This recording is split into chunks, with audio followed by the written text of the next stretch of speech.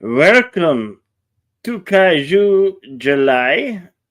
Today's feature is Godzilla 1998 by directed by Roland Emmerich, right? Mhm. I want to say that, and produced by Dean Devlin.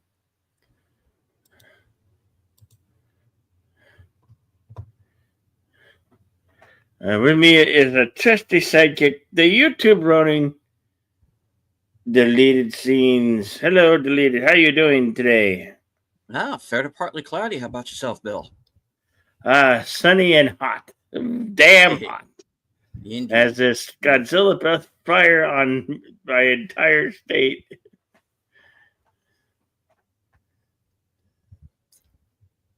All right. As Bill said, today's movie is Godzilla, 1998, directed by Roland Emmerich, co-written and produced by Dean Devlin, starring Matthew Broderick, Jean Reno, Hank Azaria, Maria Patillo, Michael Lerner, Kevin Dunn, Harry Shearer, of course, who you might know from Spinal Tap and The Simpsons. There's a lot of voices on there. Doug Savant, you might remember from Melrose Place. Uh, One of those movies where everybody's somebody. A lot of recognizable people from the time period in this one. So,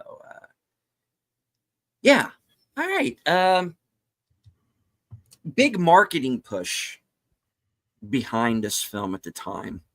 Oh yeah, It was huge. everywhere.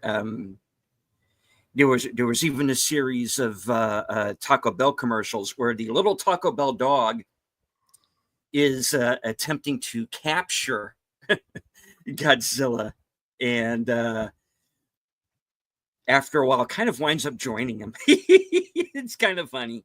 Um, I'm sure you can find those on YouTube. All right, the synopsis is as follows. French nuclear tests irradiate an iguana into a giant monster that heads off to New York City. The American military must chase the monster across the city to stop it before it reproduces. All right, rated PG-13, runs for 2 hours and 19 minutes, and was originally intended to be the first of a trilogy. So you're wondering what happened to the other two films? Well, we'll be getting into that Yeah. as we proceed through the film. All right. I do want to say hello to everyone currently joining us in the chat. Channel member JPRPH1. Good to see you, sir. Andrea Black, friend of the show. Yep. And our Tune the friend from news across here. the pond, Mm-hmm. Words and Pictures. Yeah. Good to see ya. All right. Now for the rules. YouTube has rules, and when it comes to watch parties such as this, unless the movie is in public domain, we cannot air it to you live.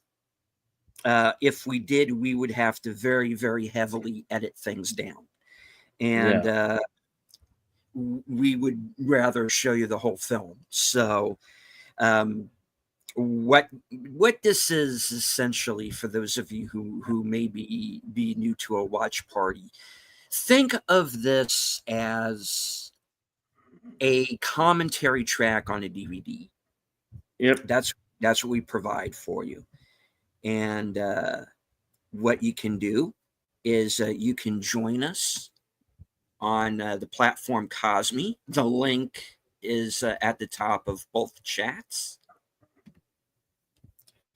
You can, I'm very sure, probably find this movie on streaming somewhere. Fandango's usually Fandango at Home's usually a pretty good place. Tubi, what have you. Amazon has a wide library. Um, If you have your own physical copy, which is something that we very highly encourage here, you can follow along that way. You can sync up along with us. And those are the ways that you can watch the film. So if you want to go into the comments, we do encourage people saying hello in the comments, but don't be snarky and say, well, thumbs down, you didn't see the movie. The best thing to do there is contact YouTube and ask them to change the guidelines. Because we as content creators, we would love to bring these movies to you. But we're Yeah, not sadly we can't. If you follow along with us over on Hit the Link, you can follow us on over to the Cosme app, and you can find us there in the chat as well. I see that Words and Pictures is already with us. Anonymous Camel, whoever you may be, welcome. All right. So as you see, if you're over on Cosme, Bill has the home screen up right now for a Fandango at home. So, all right. Here we go. Go along with us.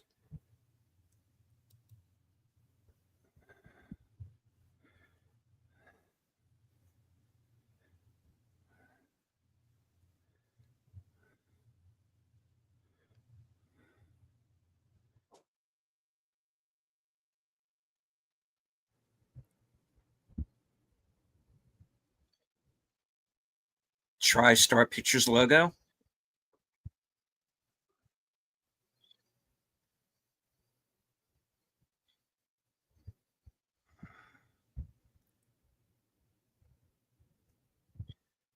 Obviously, after they were bought by Sony.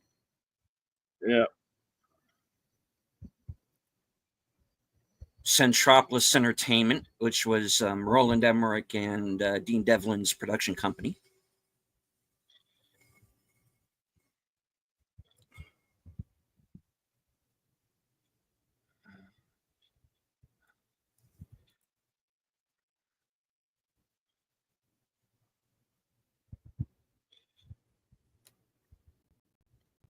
Godzilla.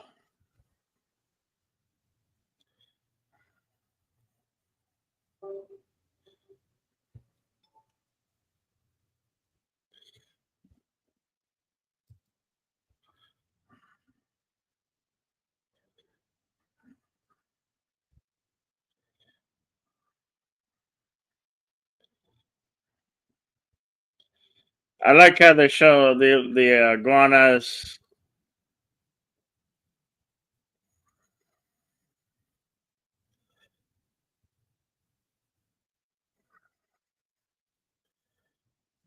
They are the lizard that would most resemble Godzilla, like. But they went with a weird design here in America. I'm not a fan, but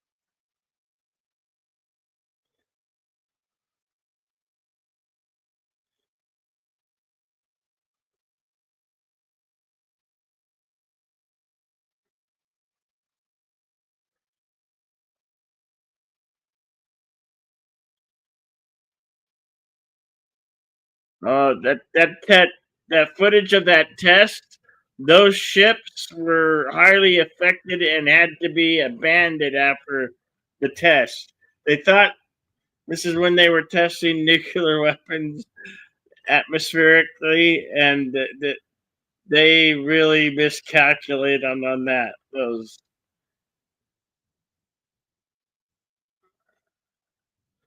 but that was actual live footage of a test. I forgot what they call the test. That test, but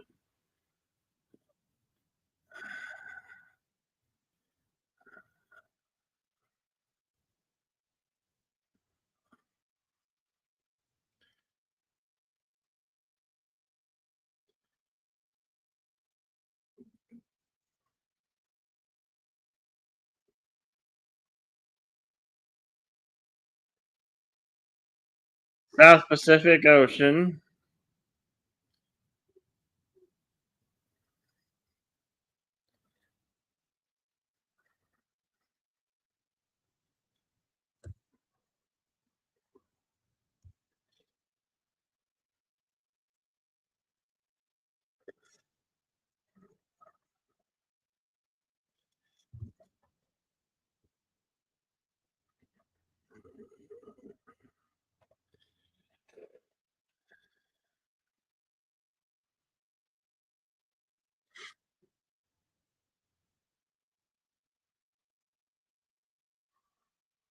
Oh yeah, there's a big fish.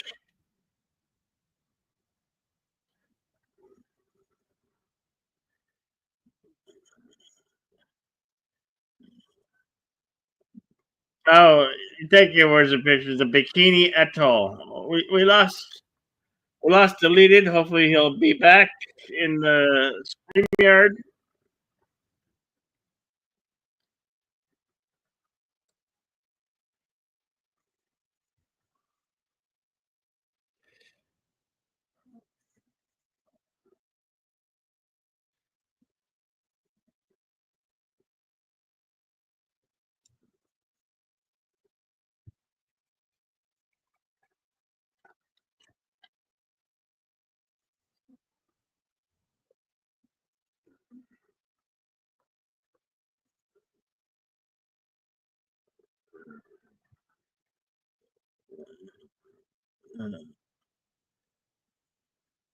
Welcome back, deleted scenes.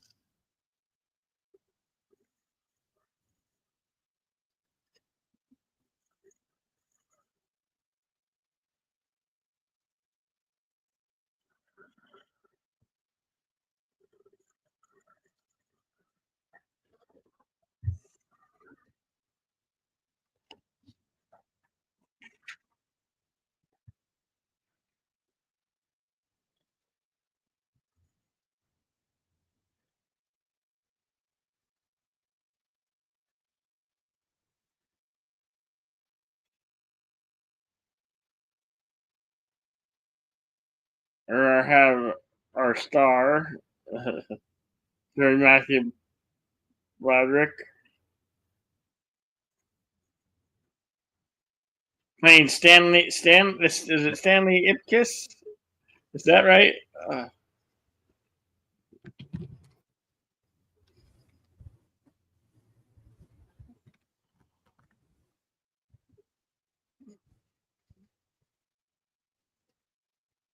Giant worms, earthworms.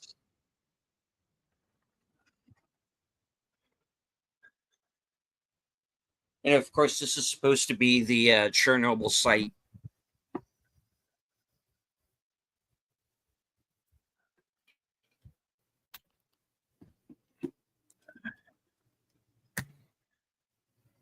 It's still the. I don't know that I would not want to go anywhere near the exclusion zone of Chernobyl. That yeah. Now I know there's a lot of animals and dogs that roam the area, but still, there's. I wouldn't trust any. Maybe mutated in a way, or you know. And that's the whole point of this movie is that They did the test, and somehow this lizard got genetically mutated throughout the years.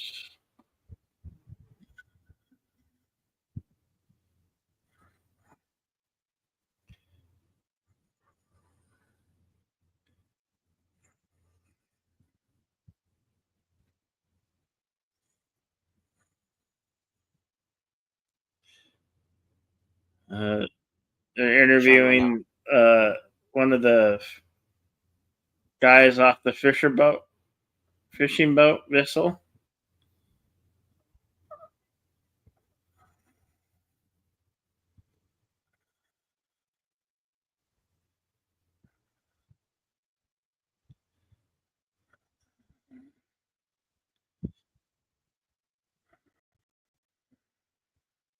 And some familiar faces on that boat that we've kind of lost already. Yeah.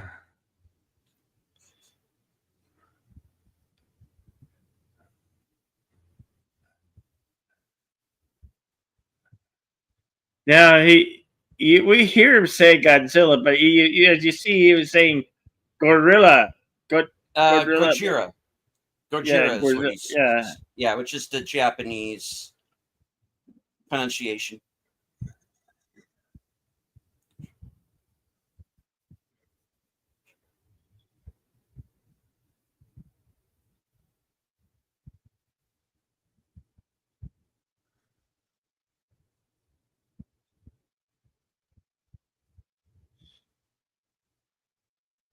Again, they got Hawaii doubling as a Asian island.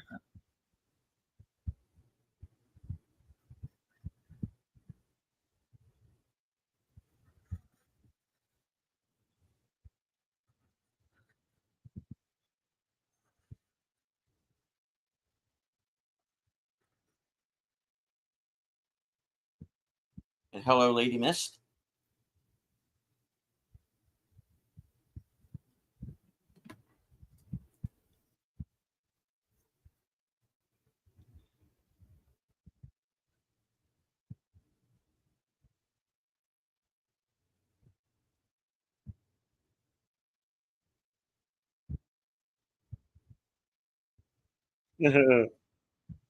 Now take that logic and apply it to a lizard or a reptile or a monitor lizard. Where is it? You're standing on one giant footprint.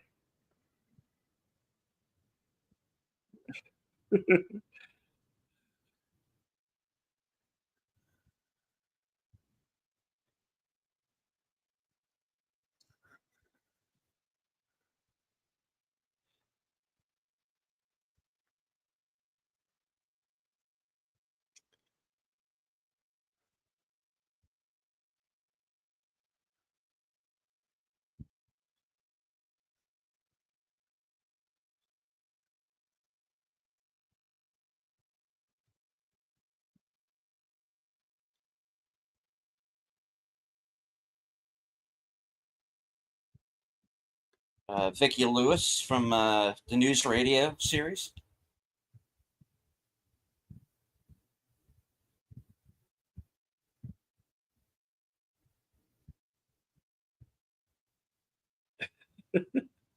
No, I don't think. I'll think I'll pass. You just needs in your hand.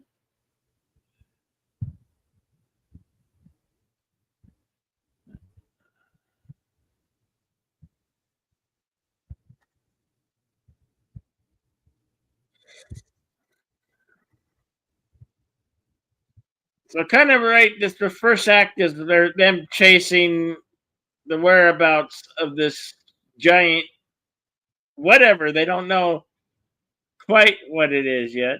They suspect. And here we are in New York now.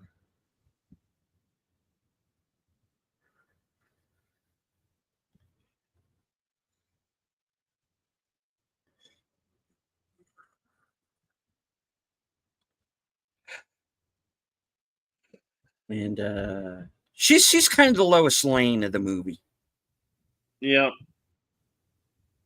And Maria Patillo, who's also in True Romance and Natural Born Killers.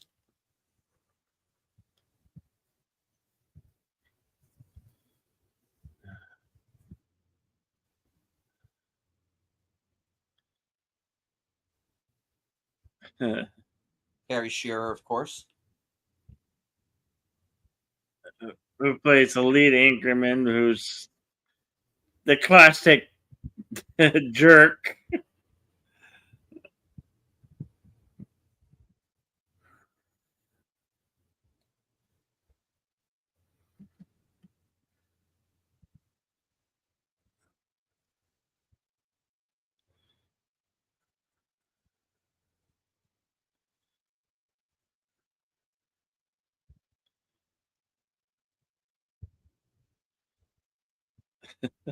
A real sleaze bucket, this guy. Some piece of work.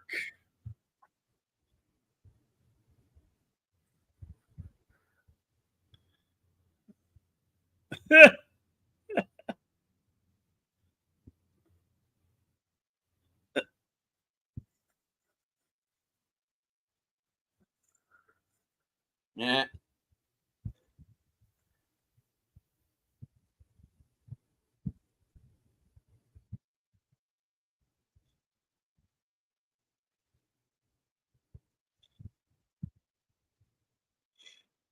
He's got one of those last names you can't pronounce. Like, it's the kind of name that as a kid you would get highly bullied for.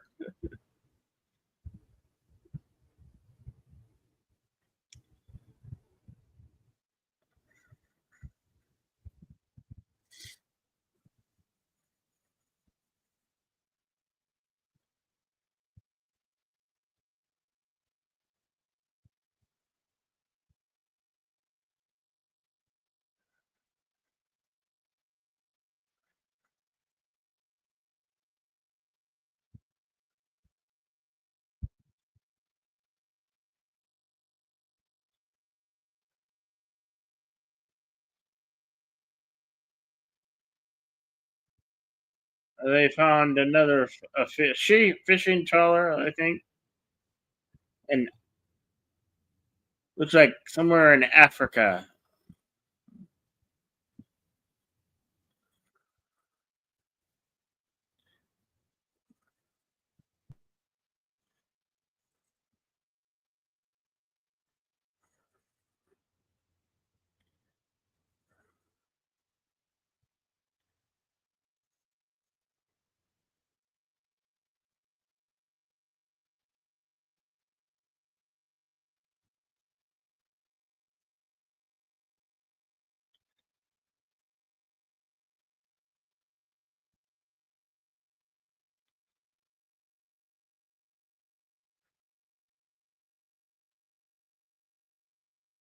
Hello, Lady Miss. Good to see you.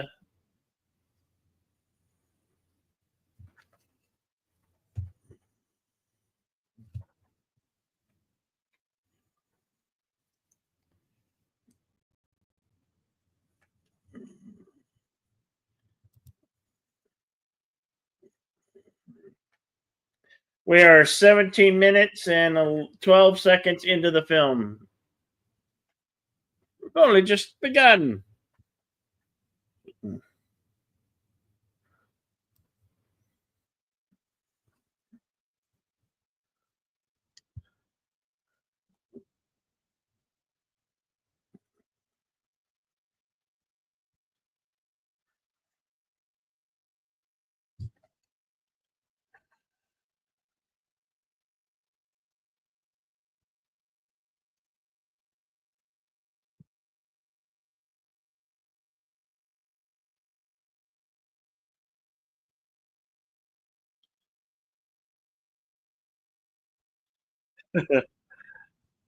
Yeah, they're blaming it on the rookie, but there's something rather large in the nets.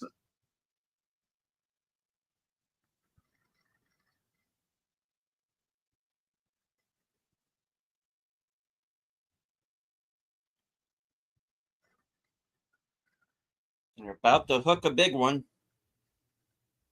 We're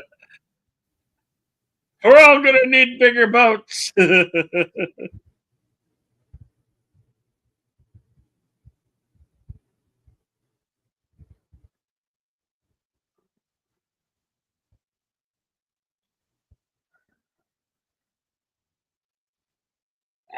I'd listen to the dude. Shut down the engines because you're going to be dragged.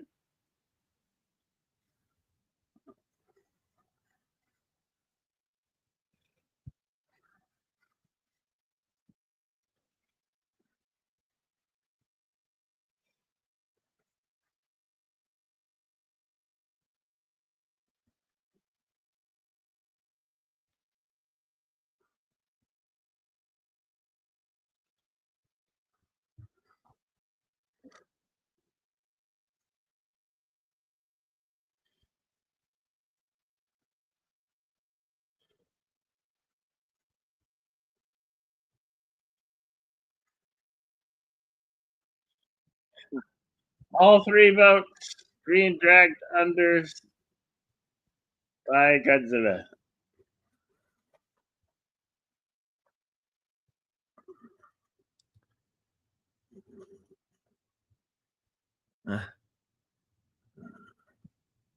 Always said that this is a dark movie, along with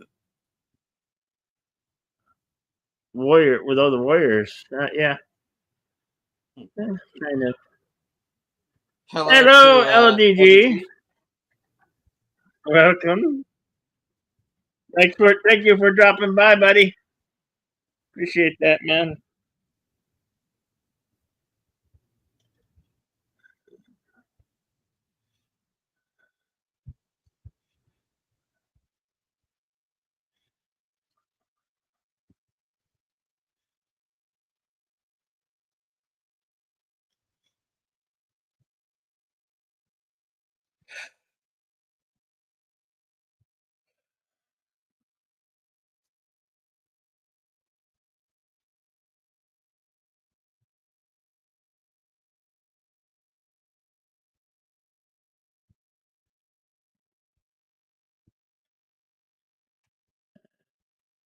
Hail to Mark Harkness Kapla.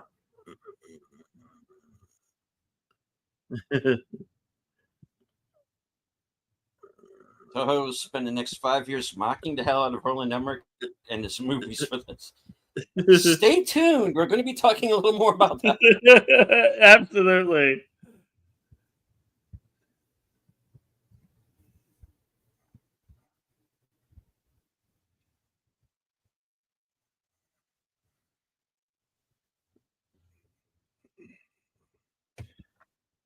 Toho gets their revenge in, I believe, Godzilla Tokyo Wars, which we'll probably do eventually one of these days.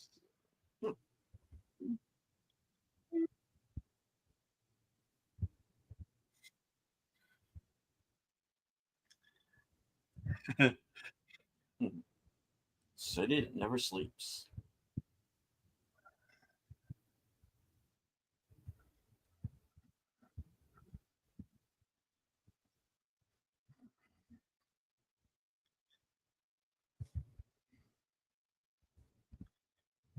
Of course, you get Hank Azaria here in this scene introduced.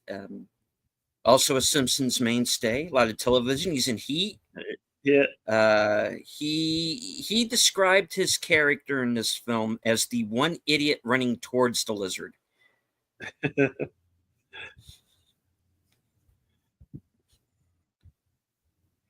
Because he's trying to get the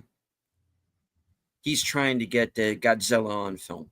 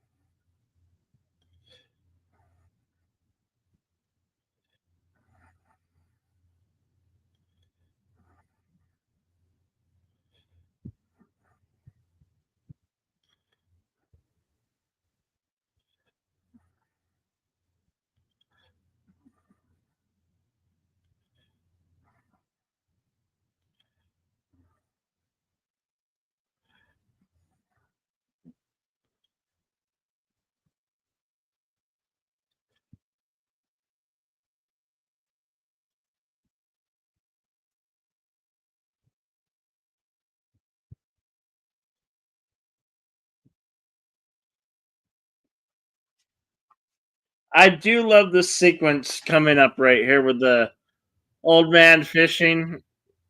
Yeah.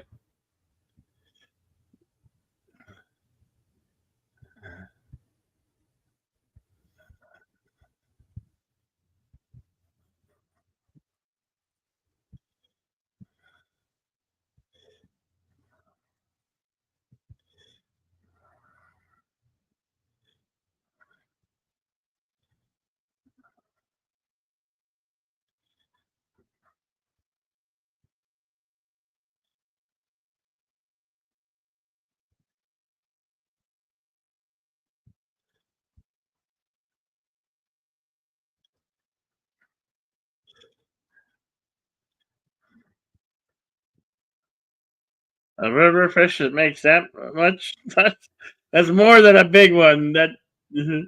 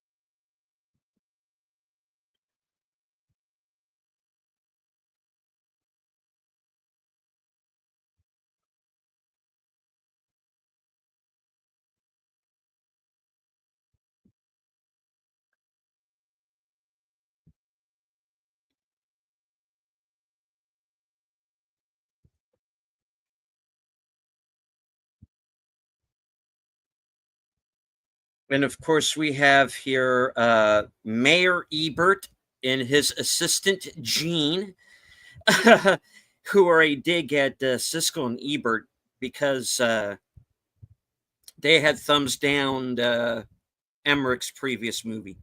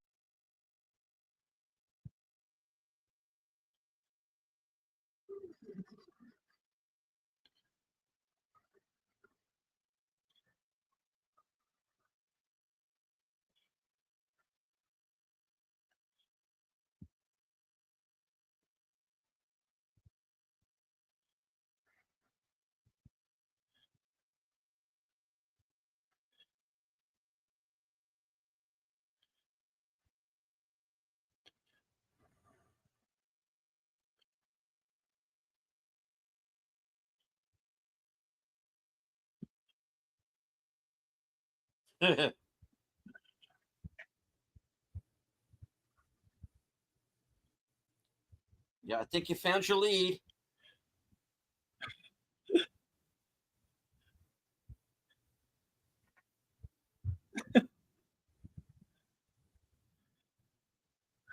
What a dumbass.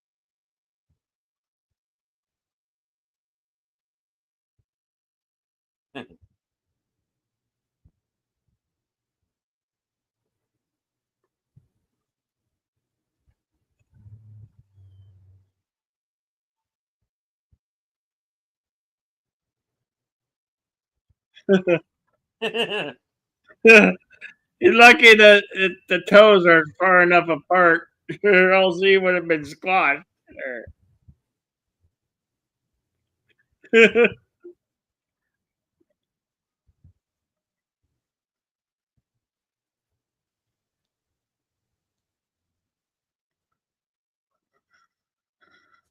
Like that. You got lucky. No, but the point is he does that in a way where it's, oh shit, thank God I'm alive, and oh my God, that was awesome. Yeah. You know?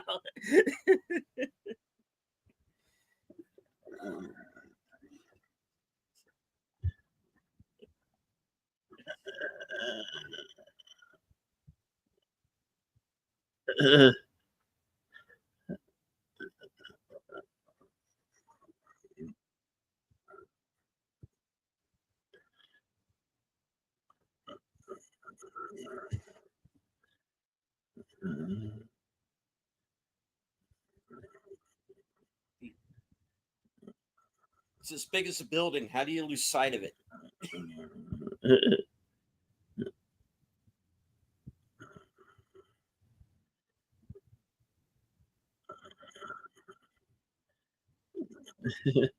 Yeah, Mark.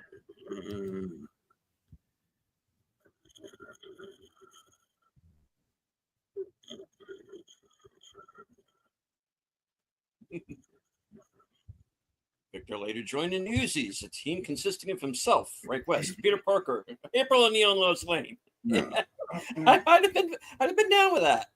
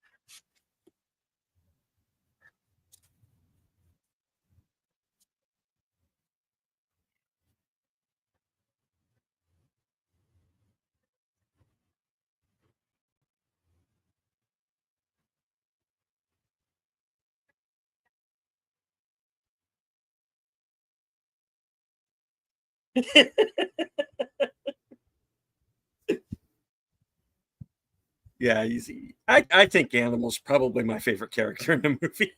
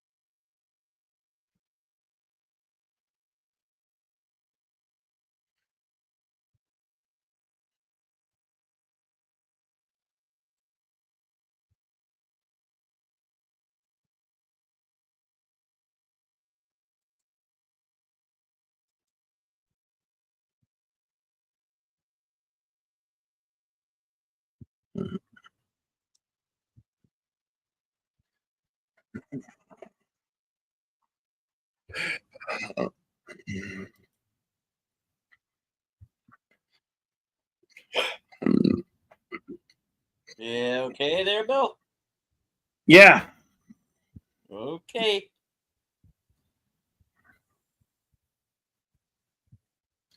Sorry.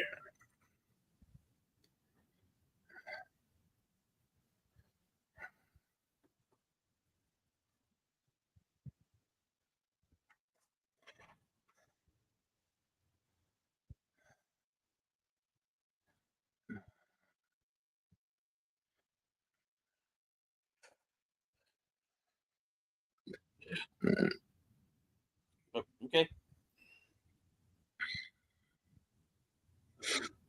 Here we have the secret French team working in unison out of a UPS truck.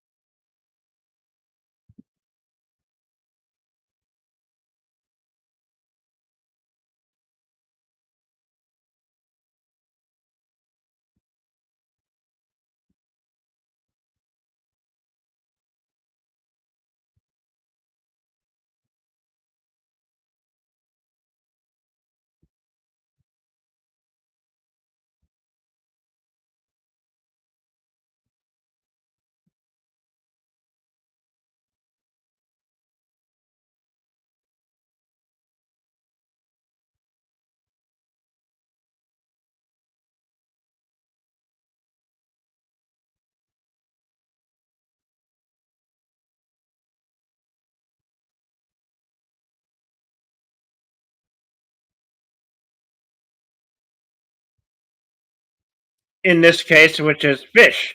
Lots and lots of fish. He loves the fish.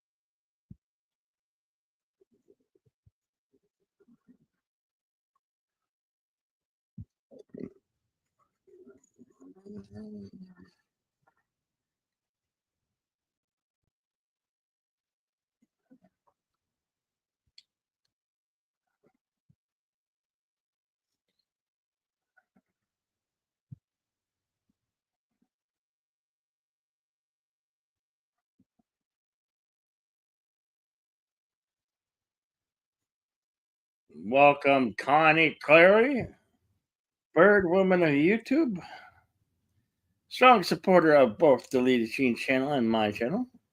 Always great to see you, Connie. Connie will be joining me tomorrow night for reserved seats. 12:05 a.m. Eastern, 11:05 Central. Awesome.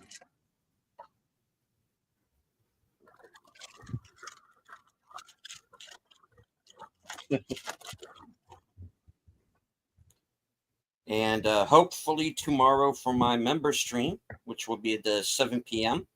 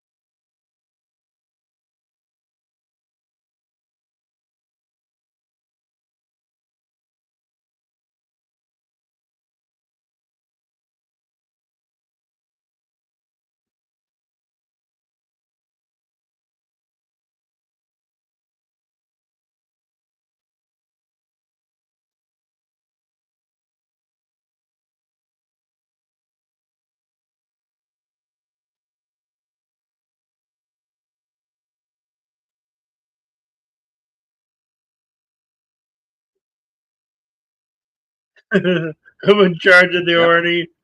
Yeah.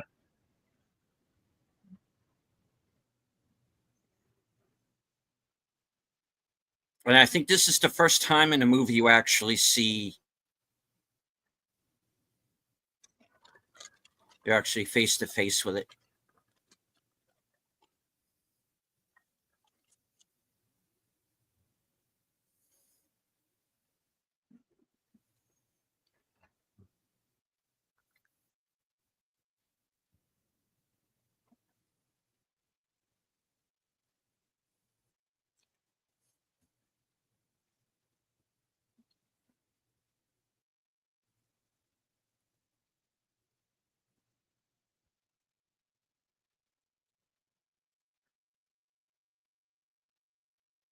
Talk about fish breath.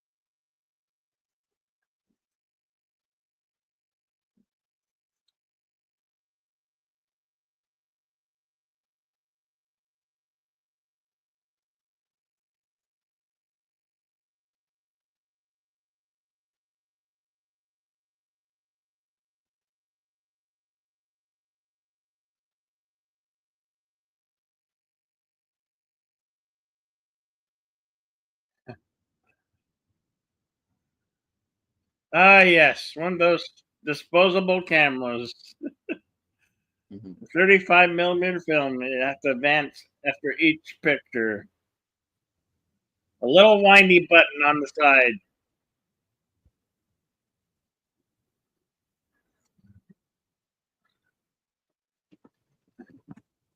He just blew up a landmark in New York.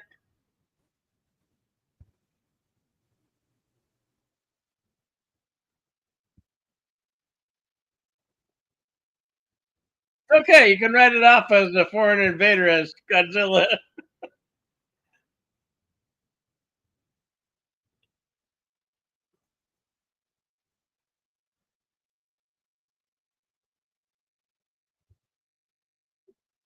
You're only making a giant lizard angry.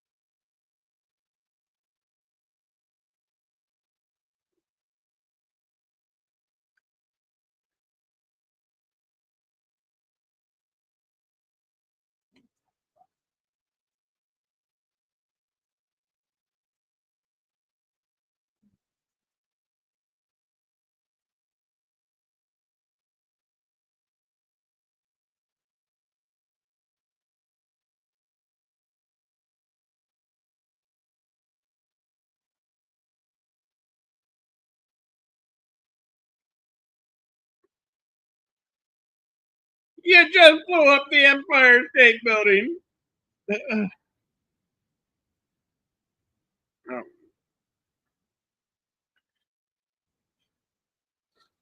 For the love of God, stop destroying New York landmarks, please.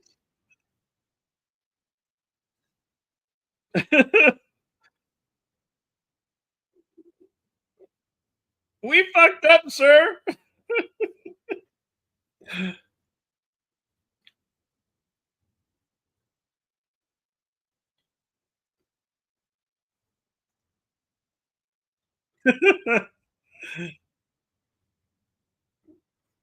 The beloved 50s classic giant octopus.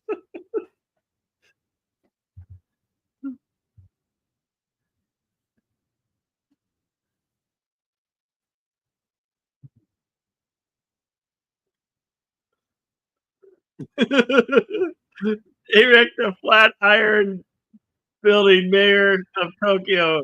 Cry me a river. Right on, Mark Harkness. Right on.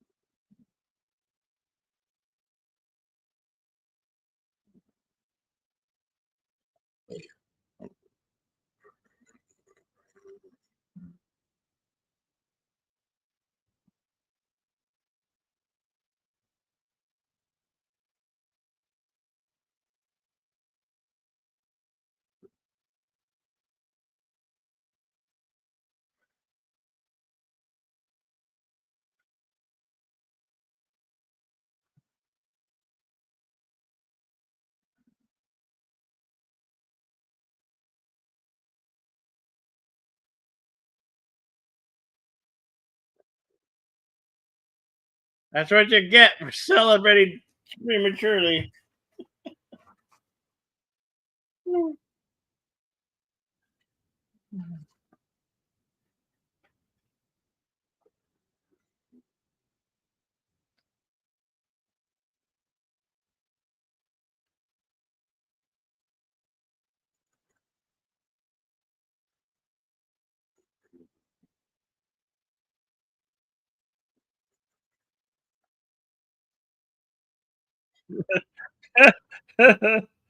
You got chomped.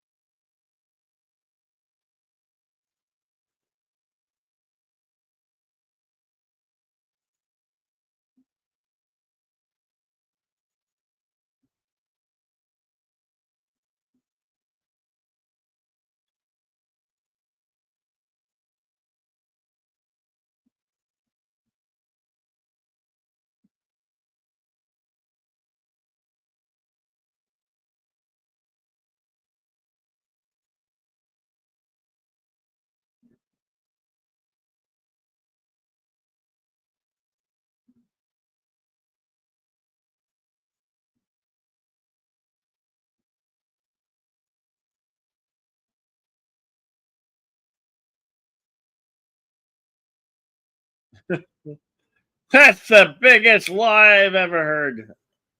Oh.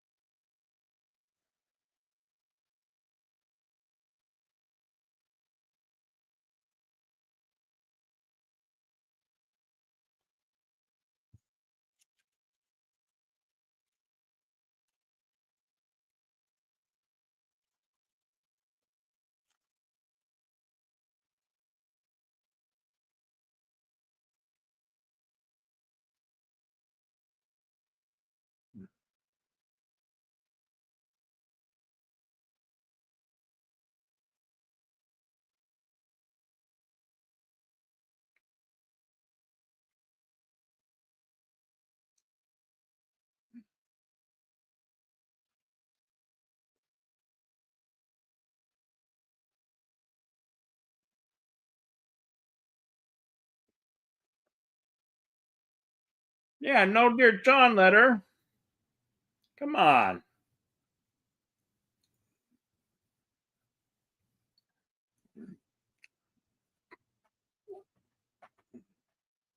She left him without a dear John letter.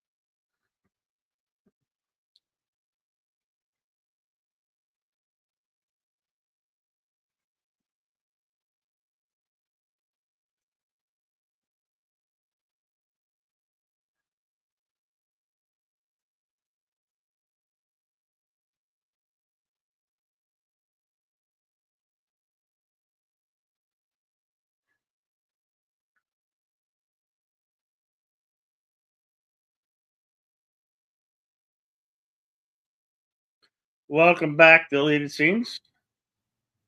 Mhm. Thank you. Been one of those StreamYard days, eh? Yeah, so far.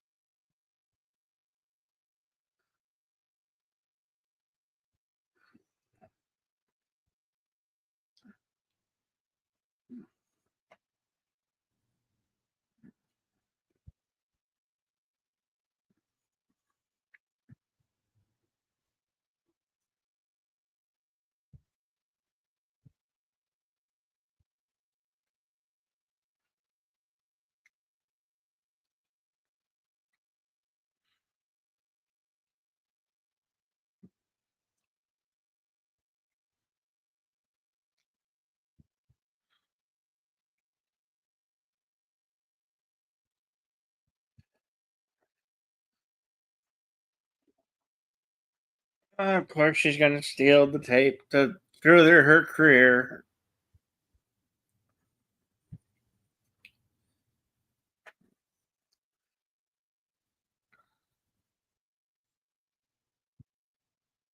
Oh, did I spoil that? Oops. Oopsies. Whoopsies.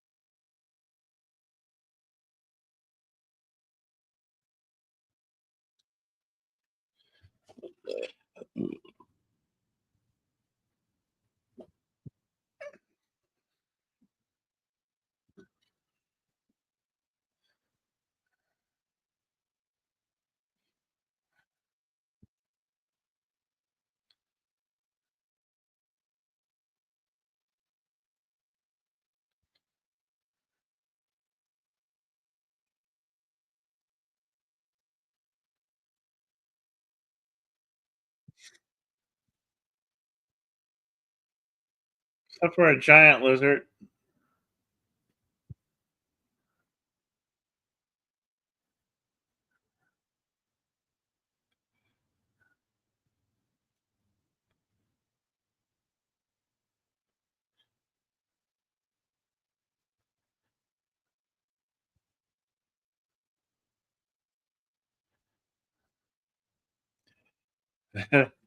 There you have the Taco Bell product placement in the background there. Is our trusty cameraman gorging himself on some Taco Bell for a snack or a meal? Yeah, lizard. I am going to need a bigger box.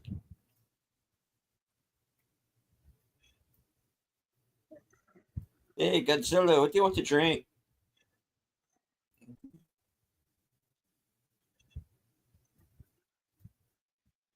I do remember. It's coming back to me remembering those ads. Mhm.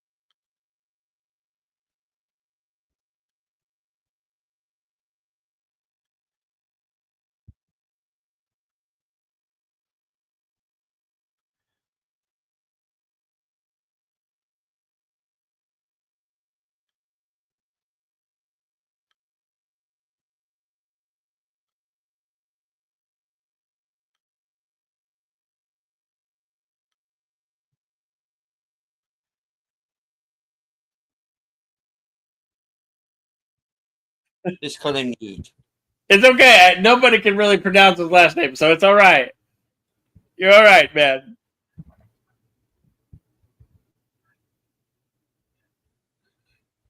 Tata Papalas.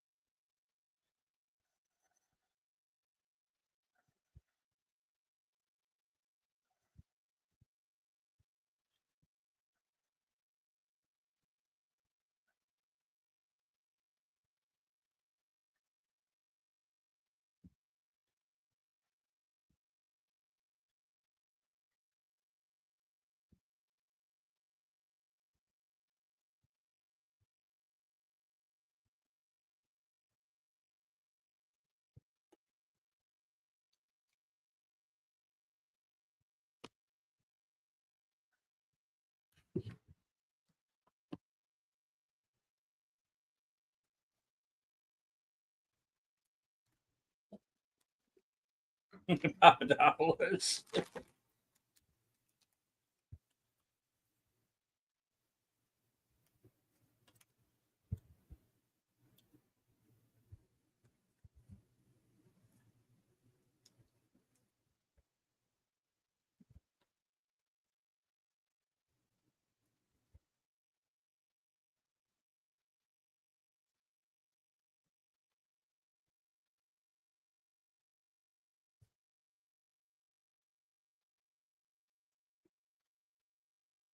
Yay! Oh wait. Screwed over by a woman. You know, it happens to every guy at least once or twice in his life, you know.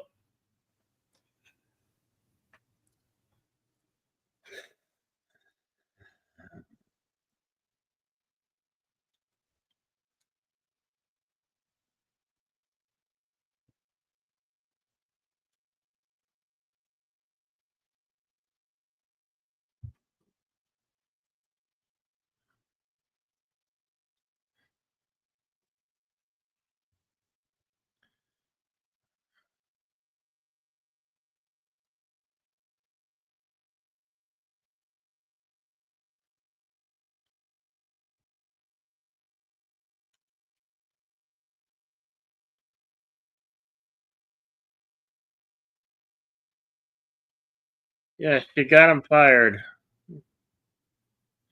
Don't you feel? And your career got 86 by a douchebag who stole everything.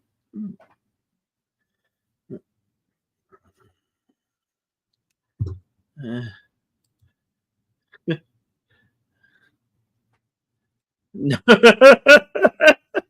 yes, words and pictures. No worm for the redhead. That's a good one.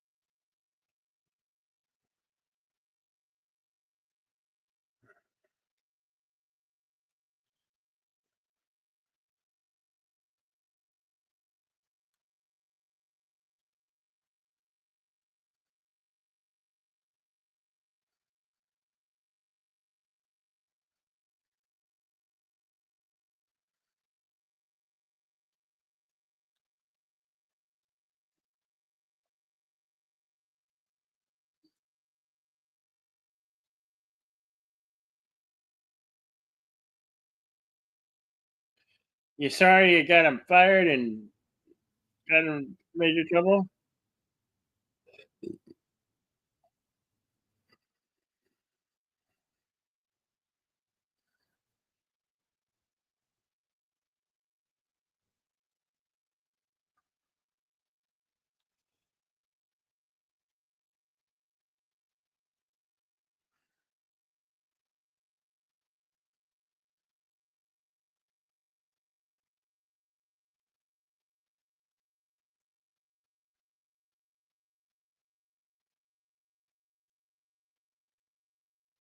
Yeah, you're not going to the airport, son.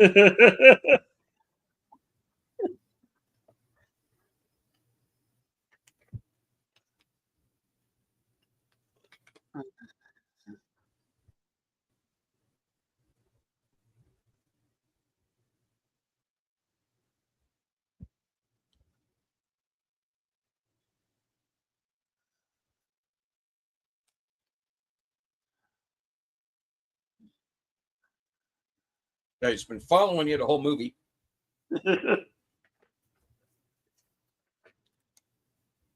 No, he's Leon, the professional.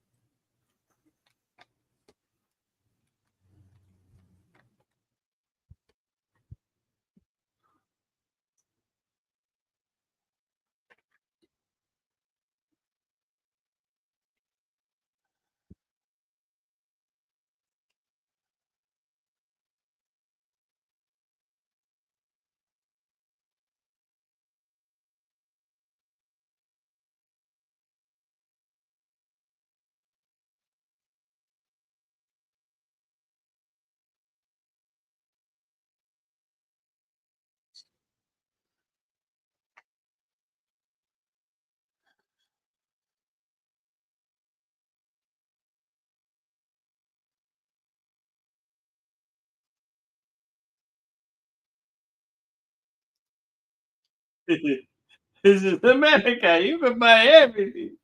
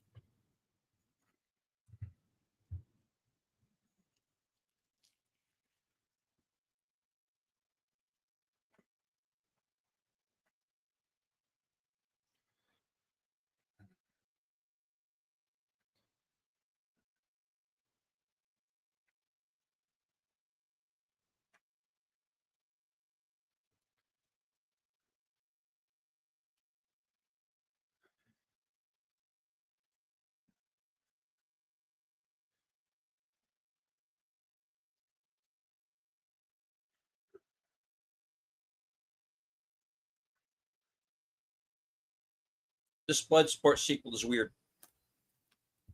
No. Oh, I'm getting my Van Damme movies wrong. No Van Damme.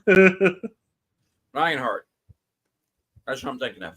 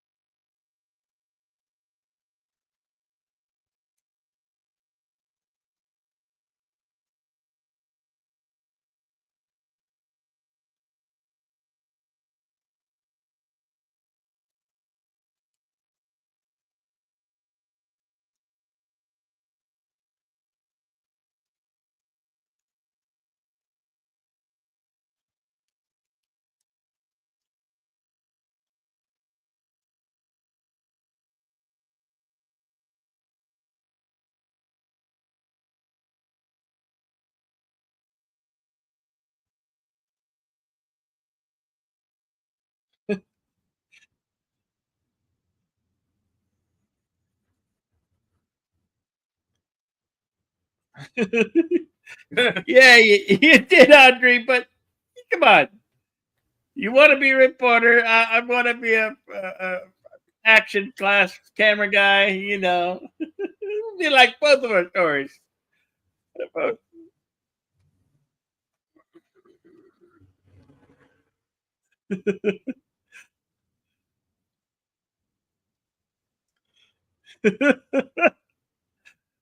Chewing gum to make it seem more American.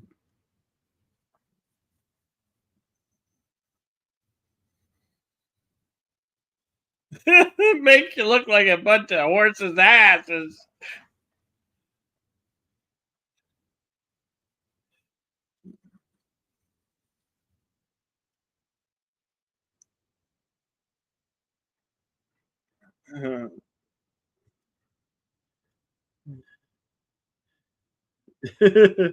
Yes, Andrea Block. Thank you very much.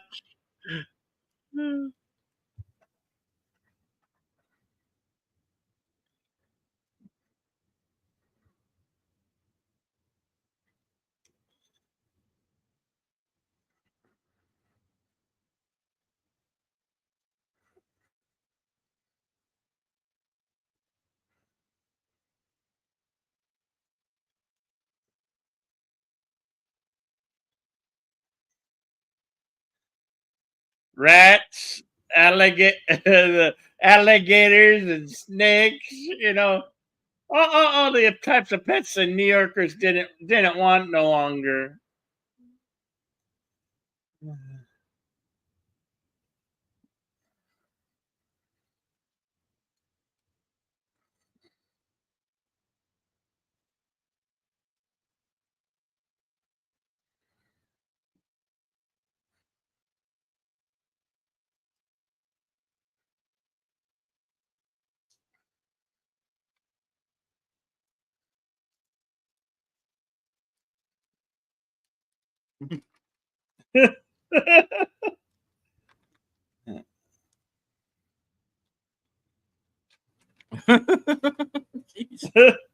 He tried to be a John Wayne. Yeah. Oh, especially, Elvis. I think you got the wrong superstar, buddy boy.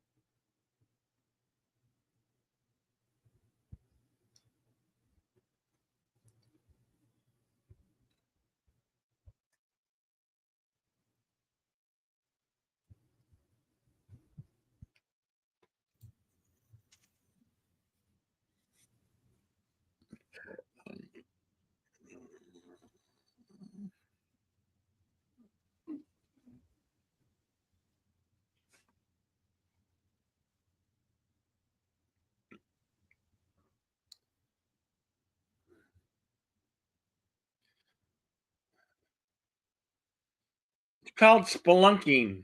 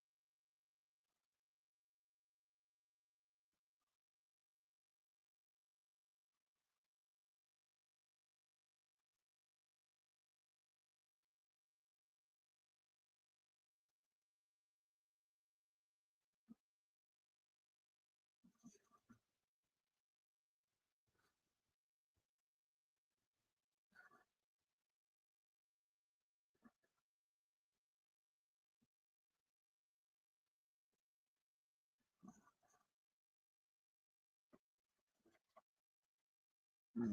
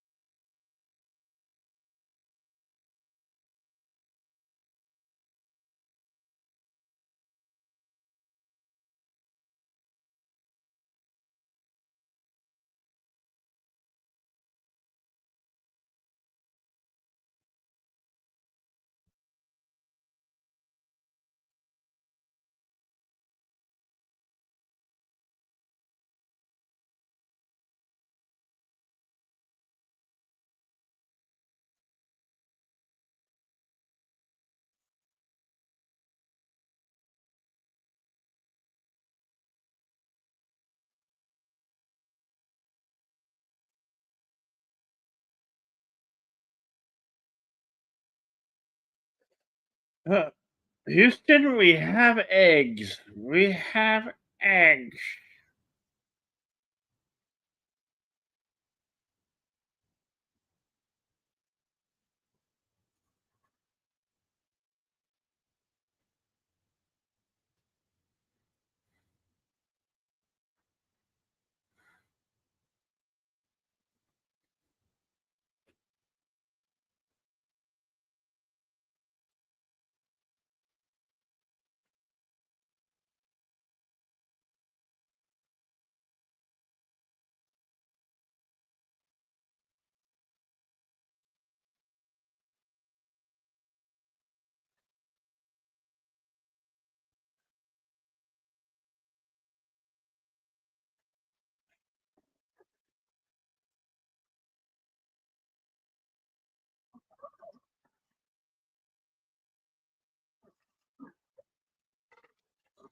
A plethora of eggs, right? George, start counting. Uh, it's only Madison Square Garden. You know, the Knicks could always play somewhere else.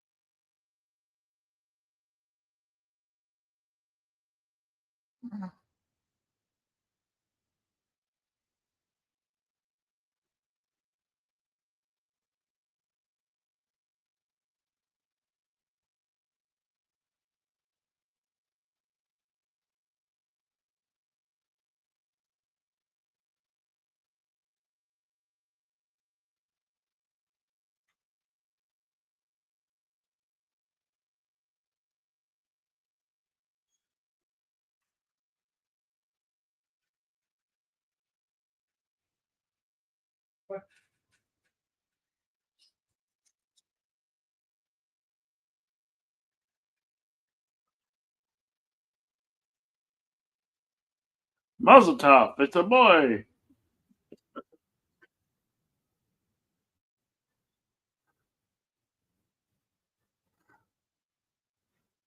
They're all hatching.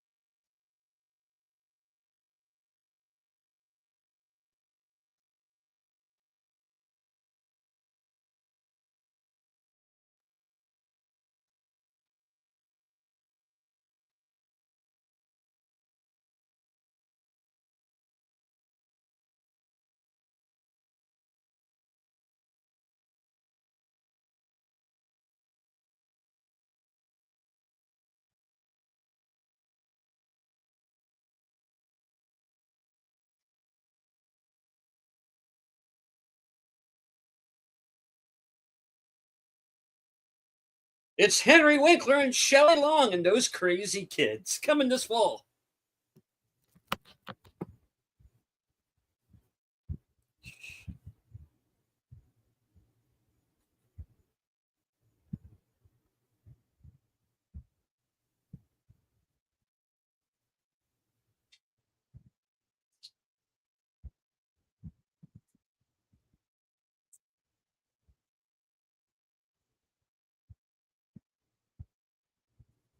We'll have to talk about that later.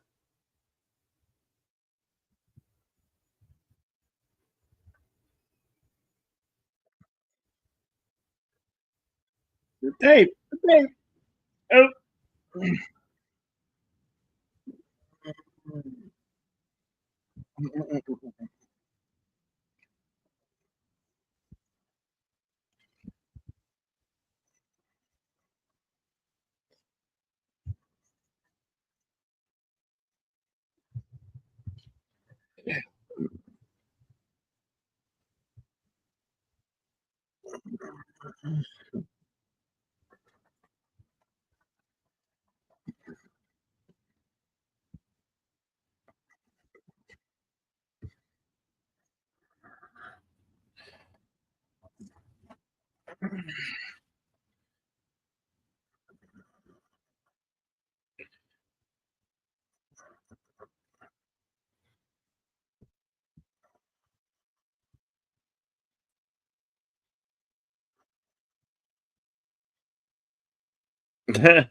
You see an alien from Independence Day on the desk there.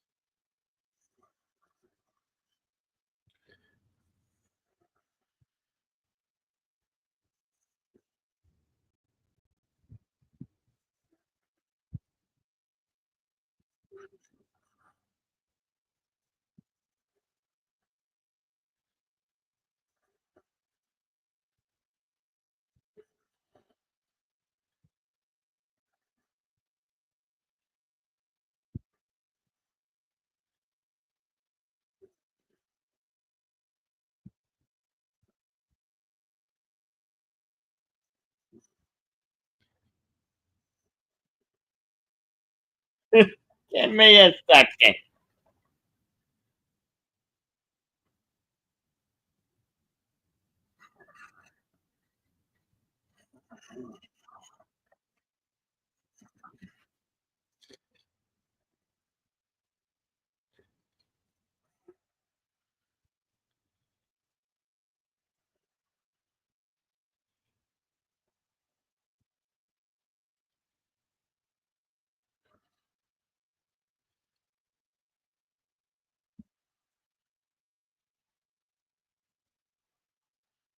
Go get.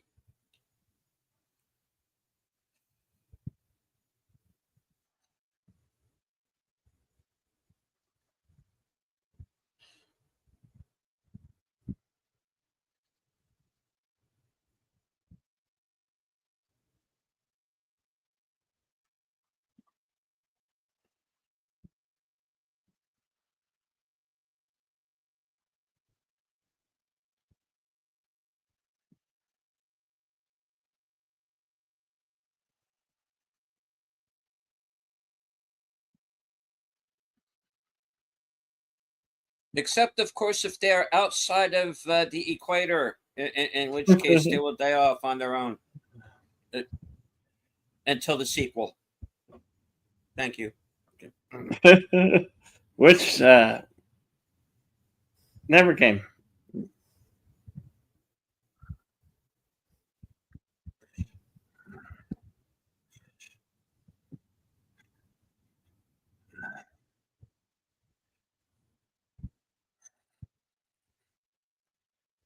No sequels was the original concept of Walt Disney when Disney ran things. Not so much anymore.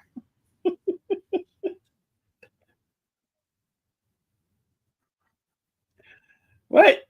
What? You want us to destroy Madison Square Garden? Where will the Knicks play?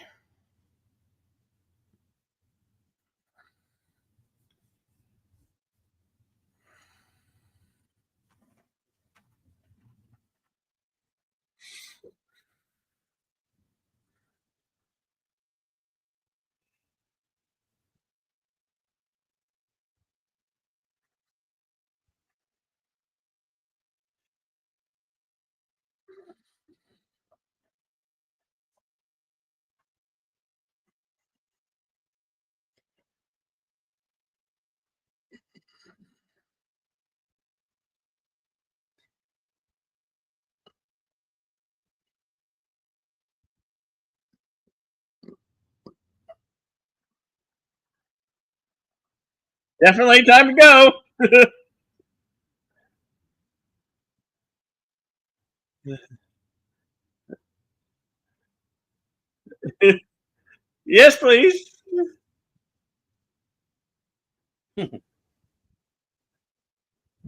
Yeah, French. We come from France. Okay.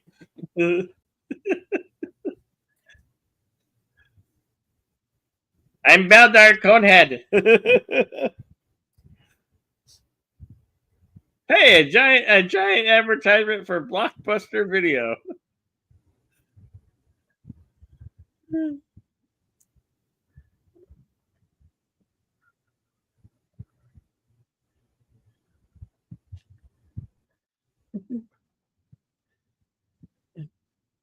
Viva la France!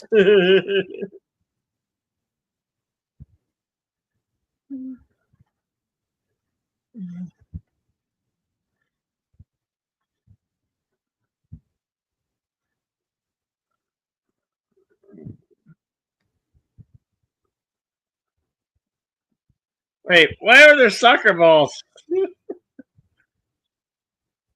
Where are there soccer balls where the Knicks play? There's no soccer and basketball. What? Uh, it always kind of chokes me up when I see the standing World Trade Center. Yeah.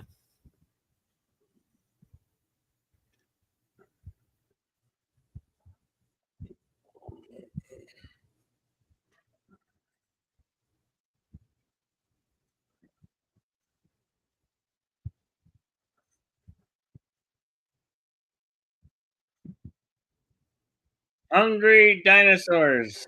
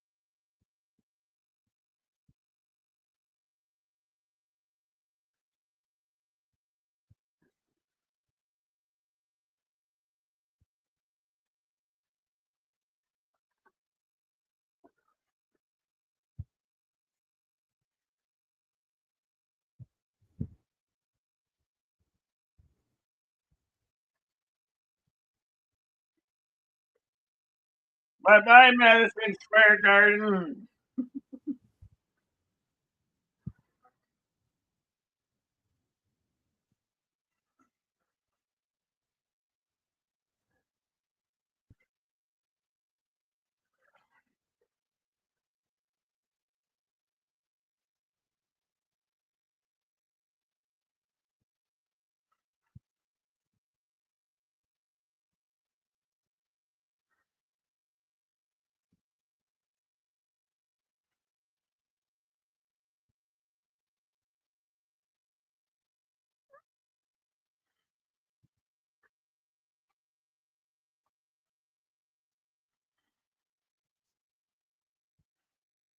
You will. It Yeah, ain't over do yet. it.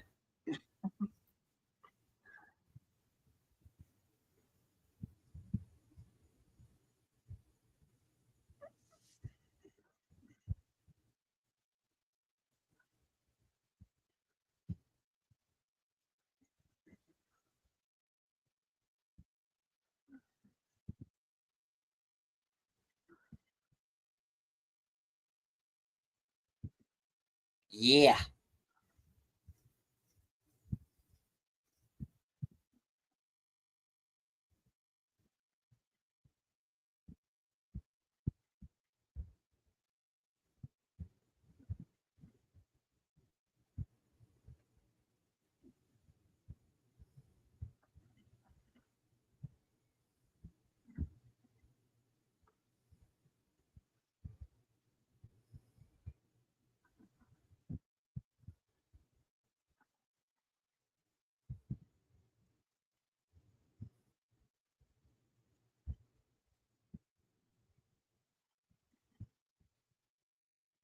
You think? Yeah.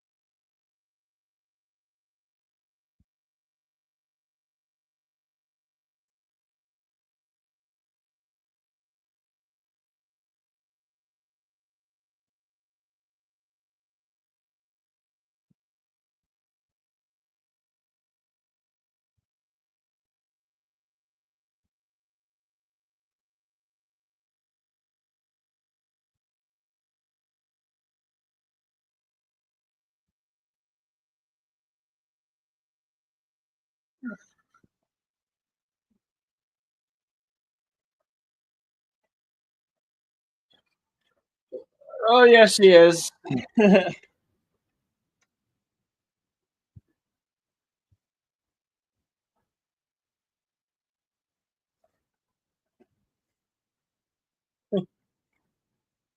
He's eating this.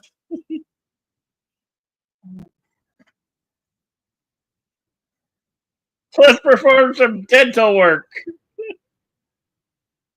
This giant lizard.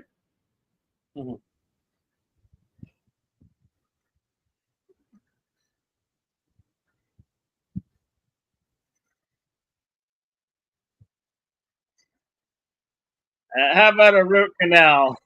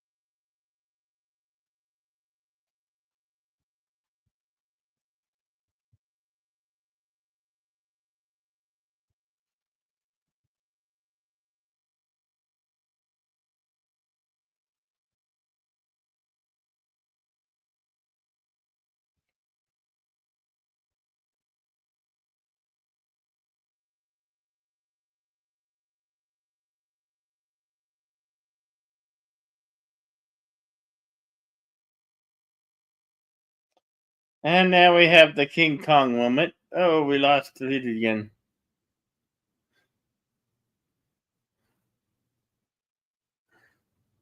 It's always sad when it gets to that King Kong moment. I mean, he's Godzilla, even though it's a crappy design, flawed Godzilla, but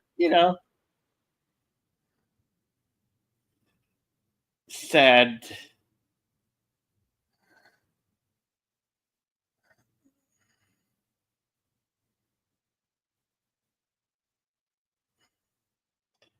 I agree with that sentiment, Lady Mist.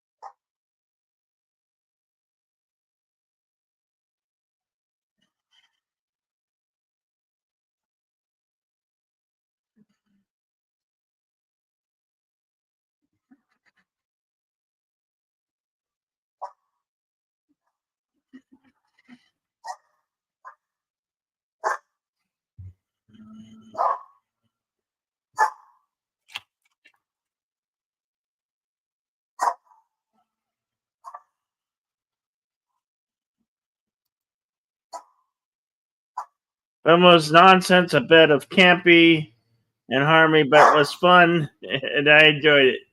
You're welcome, Words and Pictures. I'm glad you enjoyed it, brother.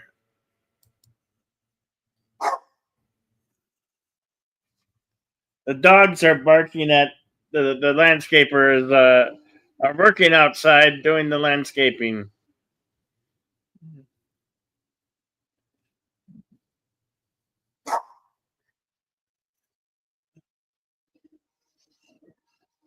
You're welcome, very much welcome, Andrea Block.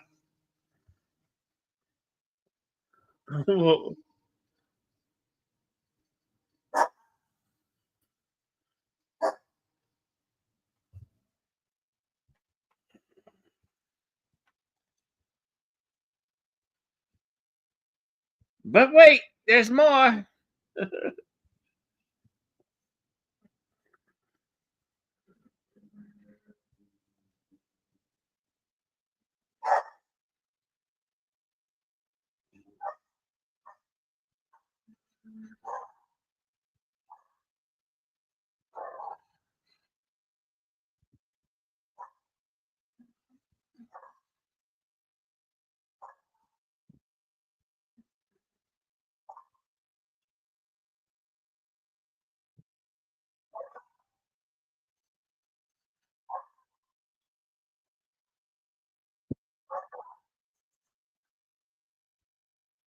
And Godzilla 1998. Welcome back to Deleted Scenes. Hey.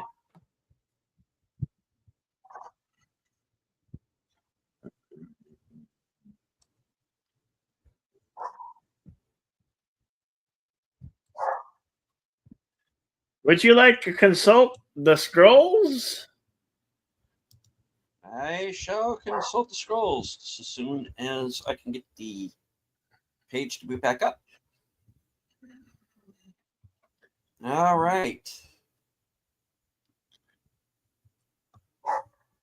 Godzilla was released May 30th, 1998. Estimated budget of 130 million, going on to gross 379 million.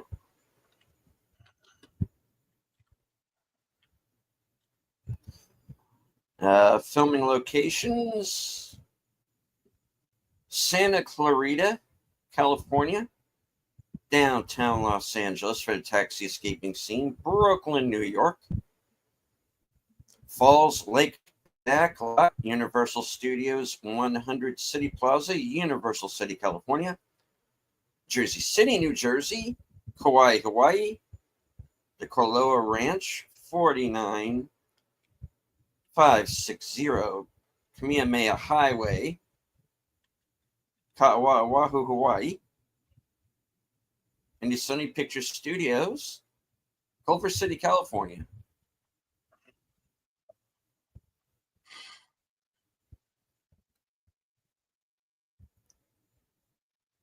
Thank you for the super stickers, Words and Pictures.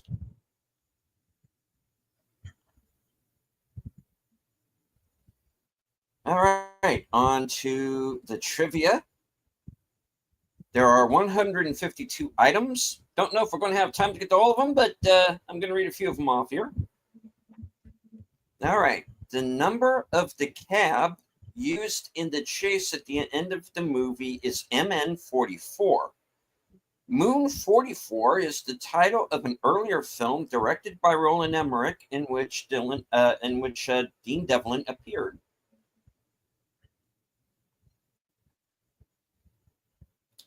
When the soldiers searched the log for the cab MN44's frequency, we see that the driver of the cab, MN43, is named Len Wiseman. Len Wiseman is the property assistant on several of Roland Emmerich's films and has since gone on to direct feature films of his own, including Underworld and Live Free or Die Hard. And I think he has a movie out right now. Another driver's name is Scott Collins. Scott Edward Collins is another property assistant on the movie. The elevator music in the scene with Matthew Broderick is Shane, which Broderick lip syncs in a memorable scene in Ferris Bueller's Day Off. A tornado disrupted filming in Jersey City on May 6, 1997. The film crew managed to get some footage of the disaster. A small action figure of an alien from Independence Day is visible in the broadcast booth at Madison Square Garden. And I mentioned that. Yes. Enough lumber was used for the sets to build 50 homes. 35 tons of steel were used to build this set. Over 1,000 soft architectural pieces were created from falling debris.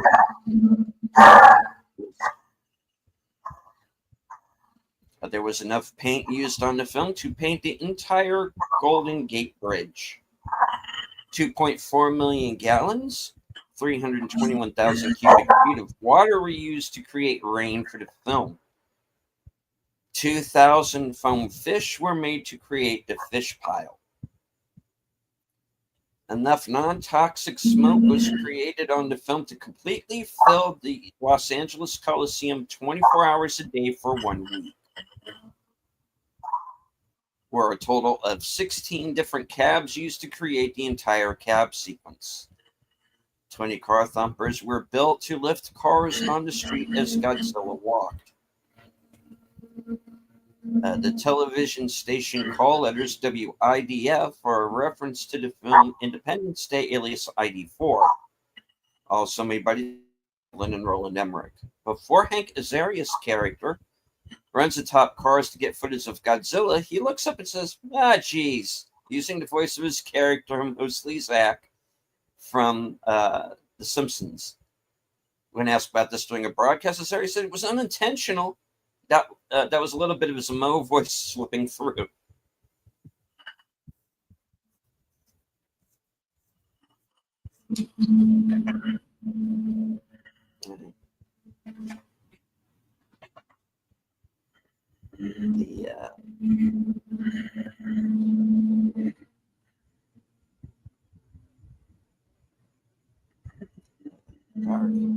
Page jumped on me, folks. Give me a moment to back up here. Okay.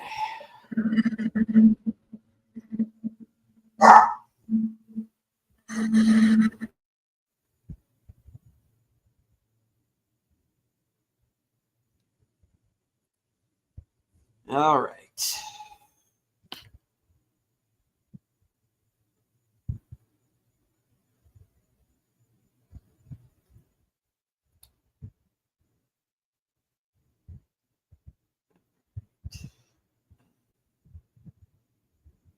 All right.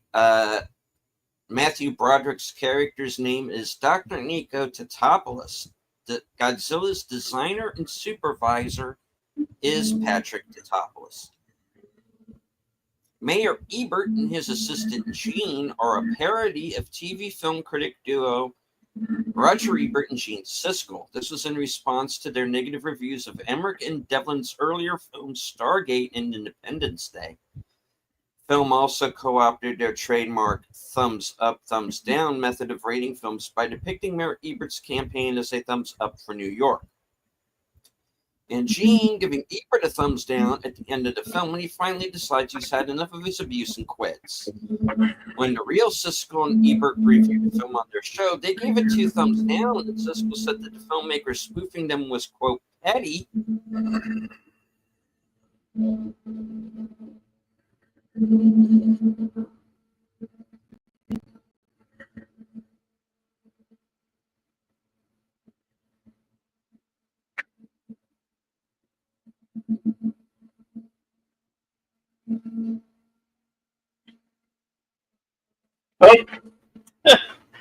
Well, folks, it looks like we're the lead scene just can't catch a break today.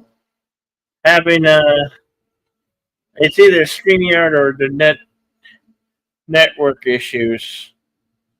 I'm sure hopefully he'll be back in shortly.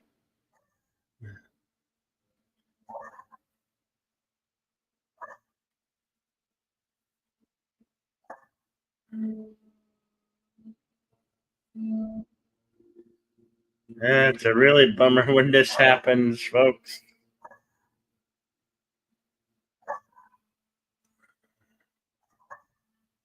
I don't have the scrolls pulled up, so at the deleted scenes part of the show.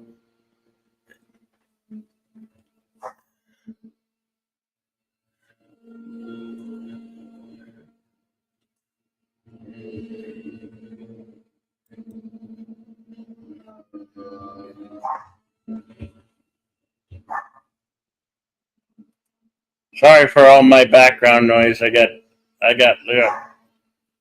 yard people working in the yard. And thank you again, Words and Pictures, for the cheering on cat emoji.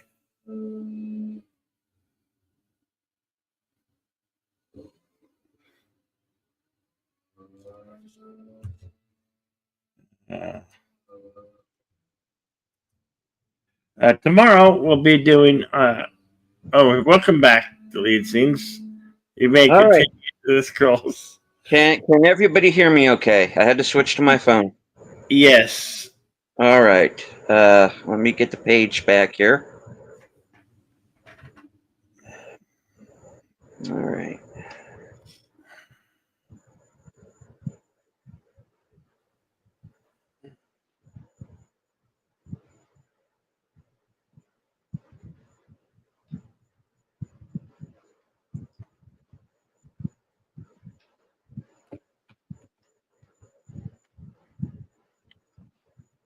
All right. Scrolling down. Okay, here's where I was. Mayor Ebert and his assistant Gene are a parody of the TV film critic duo Roger Ebert and Gene Siskel. This was in response to their negative reviews of Emmerich and Devlin's earlier films Stargate and Independence Day. The film also co-opted their trademark thumbs up, thumbs down method of rating films by depicting Mayor Ebert's campaign as thumbs up for New York. Gene giving Ebert a thumbs down at the end of the film when he finally decides he's had enough of his abuse and quits. When the real Siskel and Ebert reviewed the film on their show, they gave it 2 thumbs down, and Siskel said the filmmaker spoofing them was, quote, petty, and said, if you're going to go through the trouble of putting us in a monster movie, why don't you at least take advantage of having the monster either eat us or squash us? The duo would later name the film as one of their worst films of 1998. In Ebert's print review in the Chicago Sun-Times, he wrote, they let us off lightly. I fully expected to be squished like a bug by Godzilla. Although he called Michael Lerner's performance of as Mayor Ebert as gamely played. The policeman seen during Godzilla's arrival is the same policeman, both played by the same actor, seen suddenly leaving his patrol car in the middle of an intersection in Independence Day. Godzilla's creator, Tomoyuki Tanaka, died only a month before production began on this film. Tanaka was not just a producer of every prior Godzilla film, but the producer of various masterpieces by renowned filmmakers Akira Kurosawa, Mikio Naruse, and Kaneko Ichikawa. The film is dedicated to him. All the footage of nuclear tests at the start of the film is American, not French. Most of the detonations are shown are at Bikini and Eniwetok Atoll in the Marshall Islands in the Pacific. The original plans called for 2 sequels to be produced. These plans were scrapped due to the poor reception of this film. An animated series, Godzilla the series, was created instead and lasted only 1 season. However, it was generally better received than the film itself and was perceived by fans to be more faithful to the original Godzilla. Halfway through a screening, Kenpachiro Satsuma, who played Godzilla from 1985 to 95, walked out saying, it's not Godzilla, it doesn't have the spirit. Satsuma would later joke that working on Pulgasari was more enjoyable. Okay.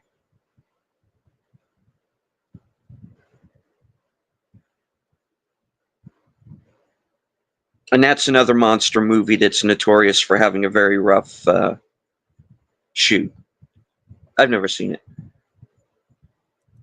You're welcome, Lady Mist. All right. Toho Company Limited, the Japanese film studio that owns the rights to Godzilla, agreed to allow an American version to be made, but only if the U.S. studio followed a set of guidelines in order for the film to properly, quote, capture the spirit of Godzilla. Both script and creature design were approved, and according to Patrick Tatopoulos, the members of Toho were impressed. In reality, the Toho execs are left speechless and told filmmakers to step out. While they thought about it, they eventually relented because the film had been in development hell for years, and they wanted to get the project off the ground. The film received considerable backlash from the fan base of the original series. Fans conceived a nickname to distinguish this film from the original, Gino, an acronym for Godzilla in name only, indicating their dislike for it. The original script and Godzilla design were going to be very different from when it had made it into the film. The script had Godzilla as a reptilian monster that had hibernated for thousands of years upon its awakening, encountered and fought a shape-shifting alien monster, which was called the Griffin. During production, both creatures were designed by Stan Winston, and the film was to be directed by Jan de Bont. At the withdrawal of de Bont, that in the end went on to direct Twister, because of budget constraints, Roland Emmerich and Dean Devlin were hired, changing the script to adapt it more to the budget the studio had offered for the film. In a television interview, Matthew Broderick said that the entire cast were given wetsuits to wear underneath their costumes while filming in Hawaii. He was upset because his wetsuit zipped up in the back, which made it difficult to put on every day.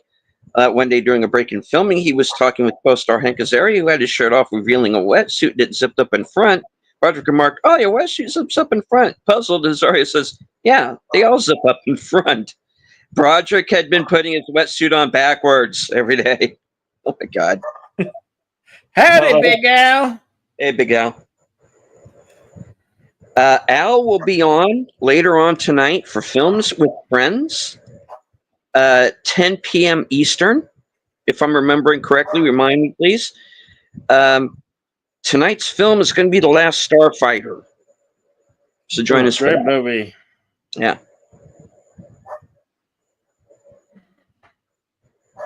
All right. The film's first teaser trailer, appearing in theaters a full year before the film was released.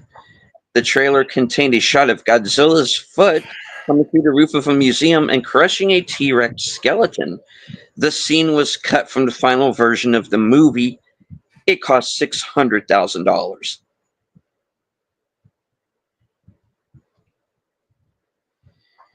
Dean Devlin maintains that the tagline for this movie, "Size Does Matter," was meant to simply differentiate the movie from Jurassic Park, hence the original museum trailer, but that the advertisers for the studio took it too far with their overzealous campaign, e.g., "His foot is as long as his buzz."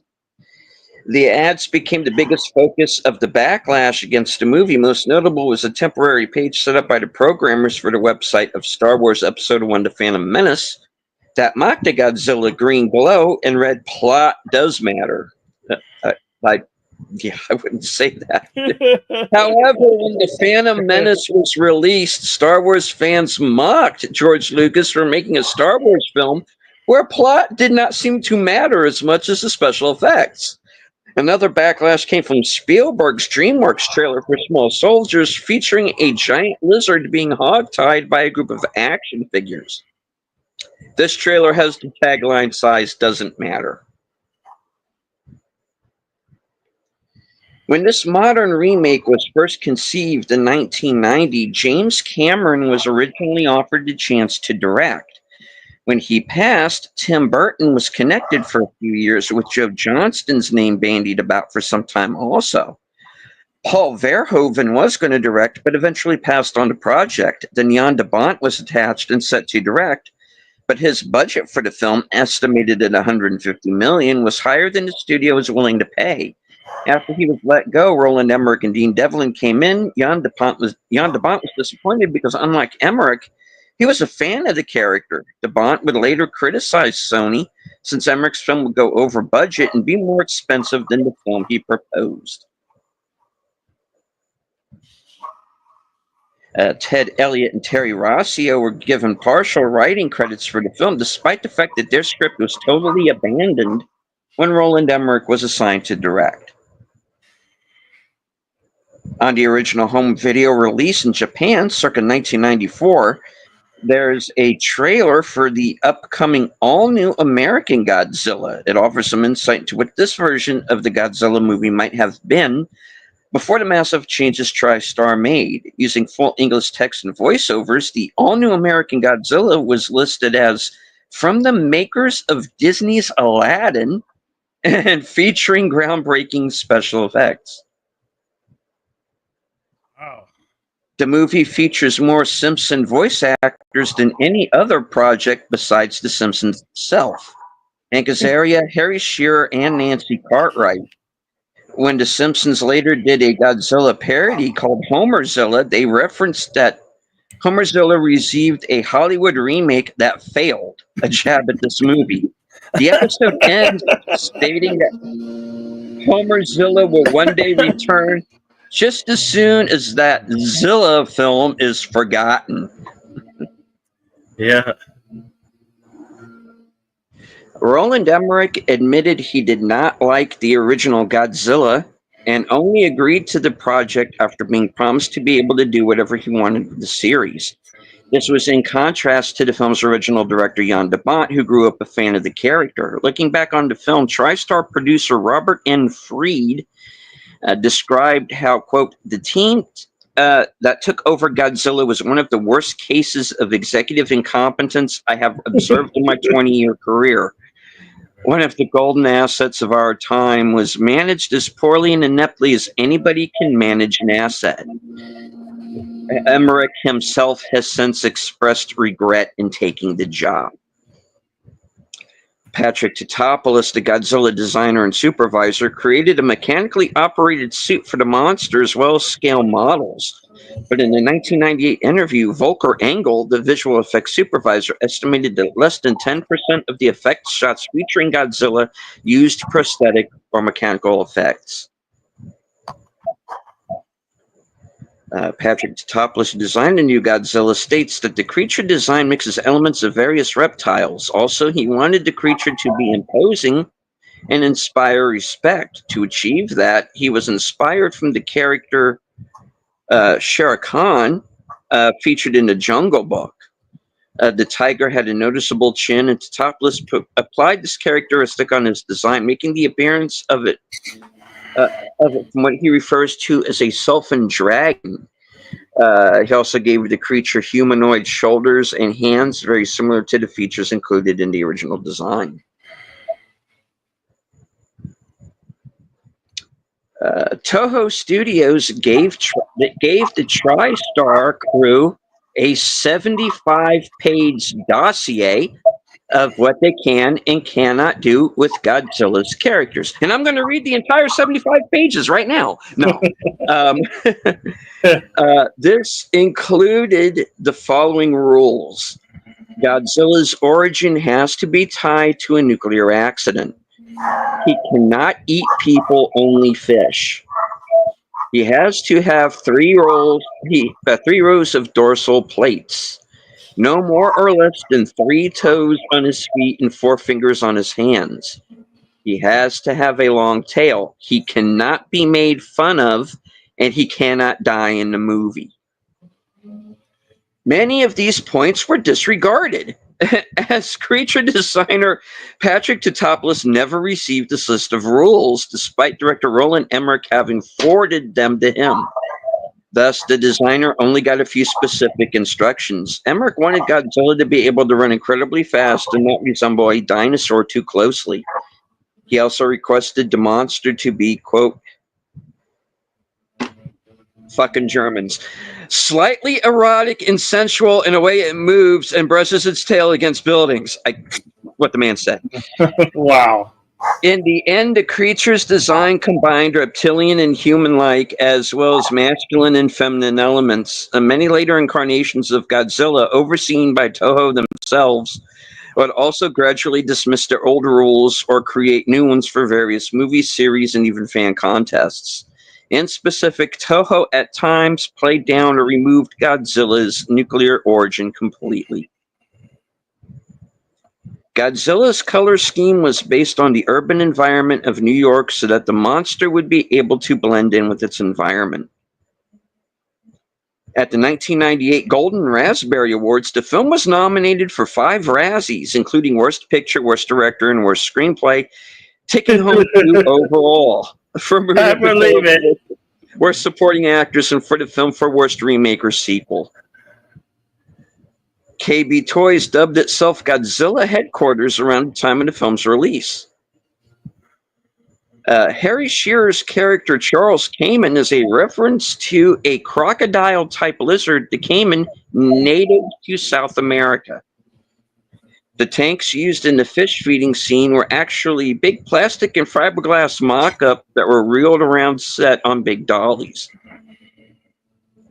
This film was one of 2 released in the summer of 1998, where the top of the Chrysler building is destroyed and plummets to the street below. The other was Armageddon. Yep. Despite the less than expected box office performance, this film still made more money worldwide than any other American movie based on a foreign film. It held this record until Godzilla 2004 claimed it. Roland Emmerich was hired in early 1996 because he promised to direct a film on a budget of less than $100 million, which was much less than the budget previous prospective directors had demanded. However, after the prominence Emmerich achieved after the film box office success of Independence Day, the budget was eventually increased to $130 million. Emmerich, however, would go over this budget with the final estimated cost of nearly $200 million. A different version of this Godzilla became part of the wider Godzilla franchise under the name Zilla. It appeared in the movie Godzilla Final Wars as one of Godzilla's enemies, and also shows up in comic books by the American published IDW. This has caused confusion among viewers, with some thinking that the 98 Godzilla has officially been renamed as Zilla. There's also a misconception that Toho Studios bought this American Godzilla to rename it, which is blatantly false. Toho have always owned the copyright. Toho considers the monster of this movie both a genuine version of Godzilla and a separate character. Thanks for clearing that up, gentlemen. The official monster icon in the Japanese home media release labels it as Godzilla, not Zilla. Merchandise released in 2022, such as the for real collector figure, a keychain, also called the creature Godzilla. In 2024, the toy company Bandai released 2 separate 6-inch vinyl figures of the design called Godzilla 1998 and Zilla 2004, further emphasizing that these are legally distinct characters. This is due to a licensing contract between Toho and Sony TriStar, which states that most media and merch related to this film must carry the Godzilla name. However, Toho have also stipulated that any post-2004 depiction of the monster that is not tied to this movie must be called Zilla. Matters got further complicated when Zilla's American copyright expired in 2019, and its Japanese copyright has been renewed. Spiral Studios' 2023 large-size collector sculpture was also officially named Zilla at Toho's request, despite being based on the 1998 movie. In any case, the monster of this movie is called Godzilla in both the US and Japan because it was released before the introduction of the Zilla name in 2004. The lead role was written specifically for Matthew Broderick, who committed to the film without reading a finished screenplay. Stop that. Don't do that. Please stop. Emmerich and Devlin abandoned Godzilla's iconic atomic breath in favor of a power breath where their Godzilla would simply blow objects away by exhaling a strong wind-like breath. However, news of the power breath leaked before the film's release, which outraged fans and forced Emmerich and Devlin to make last-minute changes on scenes involving the power breath. Effects supervisor Volker Engel stated, Dean and Roland wanted this monster to retain a certain menace and credibility, but Godzilla's breath is something everyone expects to see at some point. So they came up with instances in which you could see something like the old breath, but with the kind of logic applied to it. We make the assumption that something is in his breath when it comes in contact with flame, causes combustive ignition. So you get this flamethrower effect, which causes everything to ignite. A creature designer Patrick Topoulos added, we were creating an animal, not creating a monster. Dean Devlin accepted blame for the film's perceived shortcomings in a 2011 interview, saying that when the budget was suddenly increased and the production aspects were expanded, he became so overwhelmed with his duties as a producer that he neglected to refine parts of the script he had always intended to update.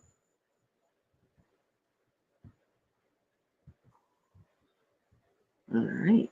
The movie was highly successful internationally, becoming the third highest grossing movie of 1998. It is especially popular in markets where the Japanese movies have not been released or have become obscure, unlike in America and in Japan, where Godzilla still has a cult fan base. There was also a severe backlash in these countries against the later American Godzilla films by Legendary Pictures, since audiences have grown attached to this film's version of Godzilla and refused to accept an interpretation that was more faithful to the Japanese originals. In Sweden, this was the most well-known Godzilla movie, and the original films had been unknown before their inclusion in the Criterion Collection's 2019 Blu-ray set. It also became a major box office sensation and a beloved cult classic in Hungary, where Japanese movies are still unavailable. It made nearly double as much money as all of Legendary's MonsterVerse movies combined. And its 20th anniversary was celebrated at Sony's Hungarian summer screening event in 2018. It's also the most popular Godzilla film in the Ukraine, while the Japanese movies are considered poorly made and embarrassing. German audiences have also mocked the Legendary films as they falsely believe them to be unfaithful sequels or remakes of this movie. In Europe, even Japanese films like Shin Godzilla were ridiculed for taking Godzilla back to his roots because audiences considered Roland Emmerich's version far superior. What movie were you watching? Godzilla's design from this movie is particularly popular among people uninterested in the rest of the franchise for its animal-like look, horizontal posture, and not for dragging its tail. In contrast, most international audiences cannot take the classic Godzilla design seriously. Producer Dean Devlin claimed that because TriStar is very secretive about the actual design of Godzilla, the studio created unique fake designs and sent them to different merchandise manufacturers. This was done to test whether the companies could be trusted or not. After Fruit of the Loom leaked images of Godzilla on the internet in November of 1997, they lost their license to sell any Godzilla-related apparel. Devlin also claimed that the mold maker who was hired accidentally based the Godzilla design on one of those fakes. When the mold maker found out about that, he destroyed the designs, but forgot to destroy the mold as well, which was then discovered and taken pictures from. However, when the official design was eventually revealed, it turned out to be essentially the same design as the alleged fake leak.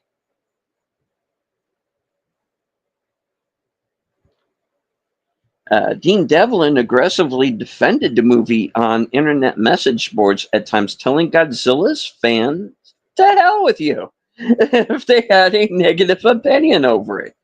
The official Godzilla message board was shut down soon after due to all of the heated arguing. Years later, Devlin has admitted to recognizing the movie's faults and apologized to the fans in various interviews.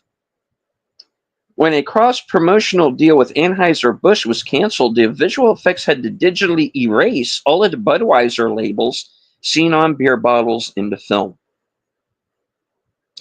An action figure line was produced to coincide with the movies released by a company called Trendmasters, who have previously released toys based on the classic Godzilla movies.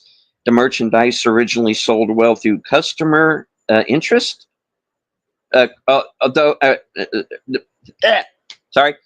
merchandise originally sold well, though consumer interest quickly dropped since the movie hit theaters and shops were left with an overstock of unwanted toys.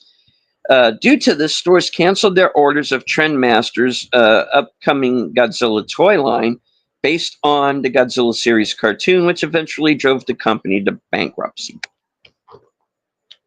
All right, I'll read a couple more here. Okay. In response to the backlash against the movie and Japanese audiences being offended over the American reimagining of their monster, Toho spokesman Masahiko Suzuki deemed their reaction hypocritical, reasoning that prior to the movie's release, Japanese people had lambasted the original Godzilla movies as well. However, this was a last-minute attempt by Toho to salvage the film's box office. It would ultimately prove ineffective as the film would underperform. Due to tight deadlines, because the monster's look had to be kept secret, the movie wasn't given test screenings. The studio later deemed this to be a mistake since none of the movie's faults were fixed for the theatrical release. This is one of the reasons for the movie's grandiose promotional campaign, as the execs expected the movie to fail without a significant marketing push. In a 2014 interview for the British film magazine Empire, Roland Emmerich admitted he wanted to make a disaster movie about meteors rather than a Godzilla flick. However, Armageddon and Deep Impact had already been made by the time he was done directing this movie, which frustrated him as he wanted to make one first.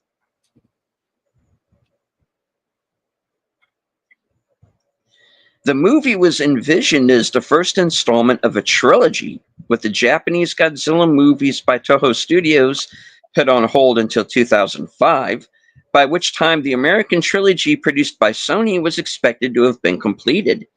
The failure of this movie caused both companies to radically rethink their plans.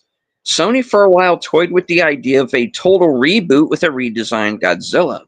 Toho, meanwhile, revived the series with Godzilla 2000. The movie was subsequently released in the United States due to it being a success in Japan.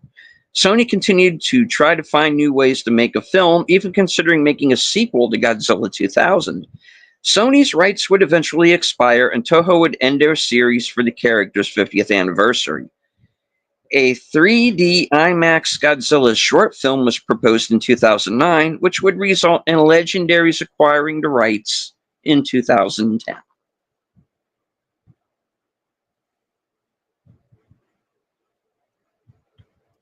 Right. I think I'll go ahead and stop there. You can go ahead and check out the rest on IMDb Pro. Okay, this won't take too long. Here are a few people who are alternately considered for parts in the film. Jennifer Aniston, Jennifer Connelly, Winona Ryder, yay, Parker Posey, and Renee Zellweger were all considered to play Audrey. As was Sarah Jessica Parker, who turned down the movie, even though she would later on go on to marry Matthew Broderick. Before and after Twister was released, Bill Paxton and Helen Hunt were considered to star. That would have been nice. Bill Paxton versus Godzilla? Sign me up. Running gag, everyone mispronouncing Nick's last name. Titopolis.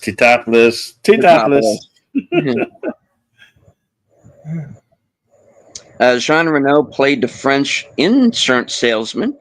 aka Secret Service agent. In the movie, his 4 companions are named Jean-Luc, Jean-Claude, Jean-Pierre, and Jean-Philippe. So that's some of the running gags there in the film. Anyway, you can look the rest up on IMDb Pro. The scrolls, at least for today, are closed. We're gonna do a Western cinema tomorrow. I haven't posted it yet, but I will. With City Slickers 2.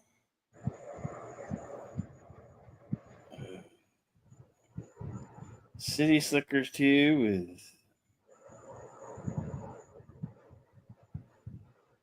Billy Crystal. Yep. And the other guy. Yeah.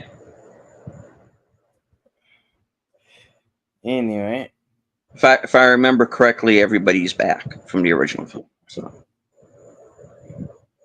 including Jack Palance. well, Stay tuned. You'll find out. the one guy from the substitute, the one guy who did not come back for the sequel. Oh, okay. With John, what's his name? Oh, John Lovitz. Yeah. John Okay. Lovitz, I never saw part 2, so yeah. Oh, okay. And we'll probably do some karaoke tonight, maybe a little bit. I don't know. Right on. And then we'll be back here for Kong Skull Island on Thursday.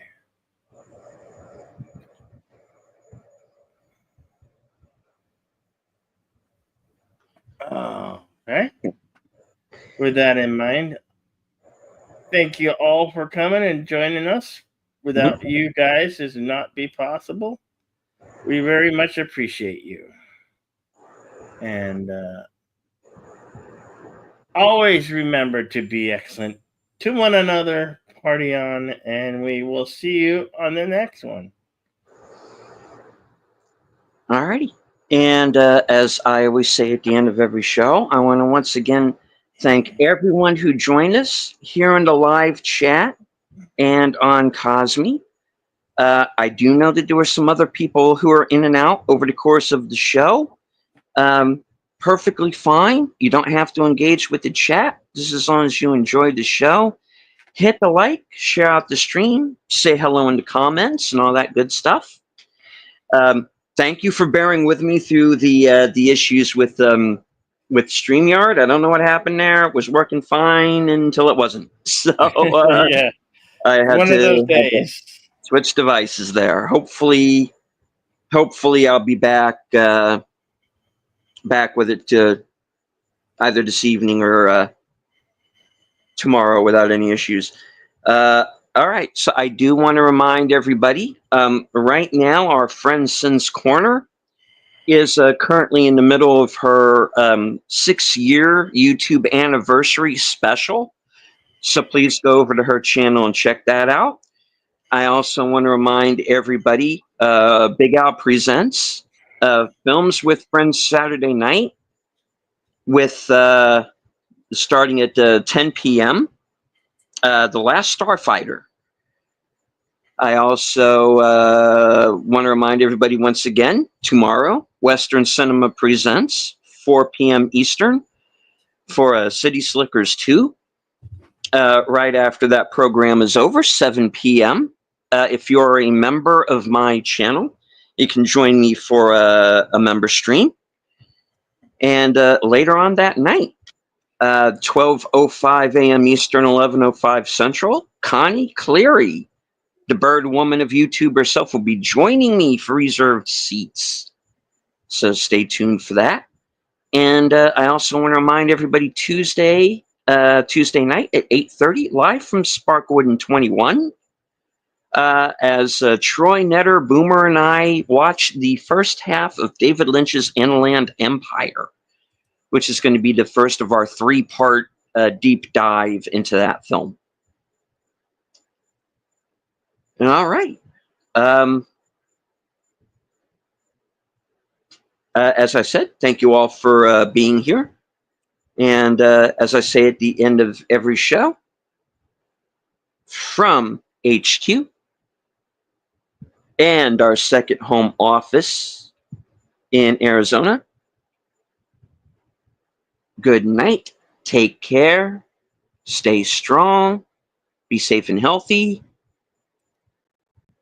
Don't irradiate any iguanas. We don't want them causing mischief. Because this is how we win.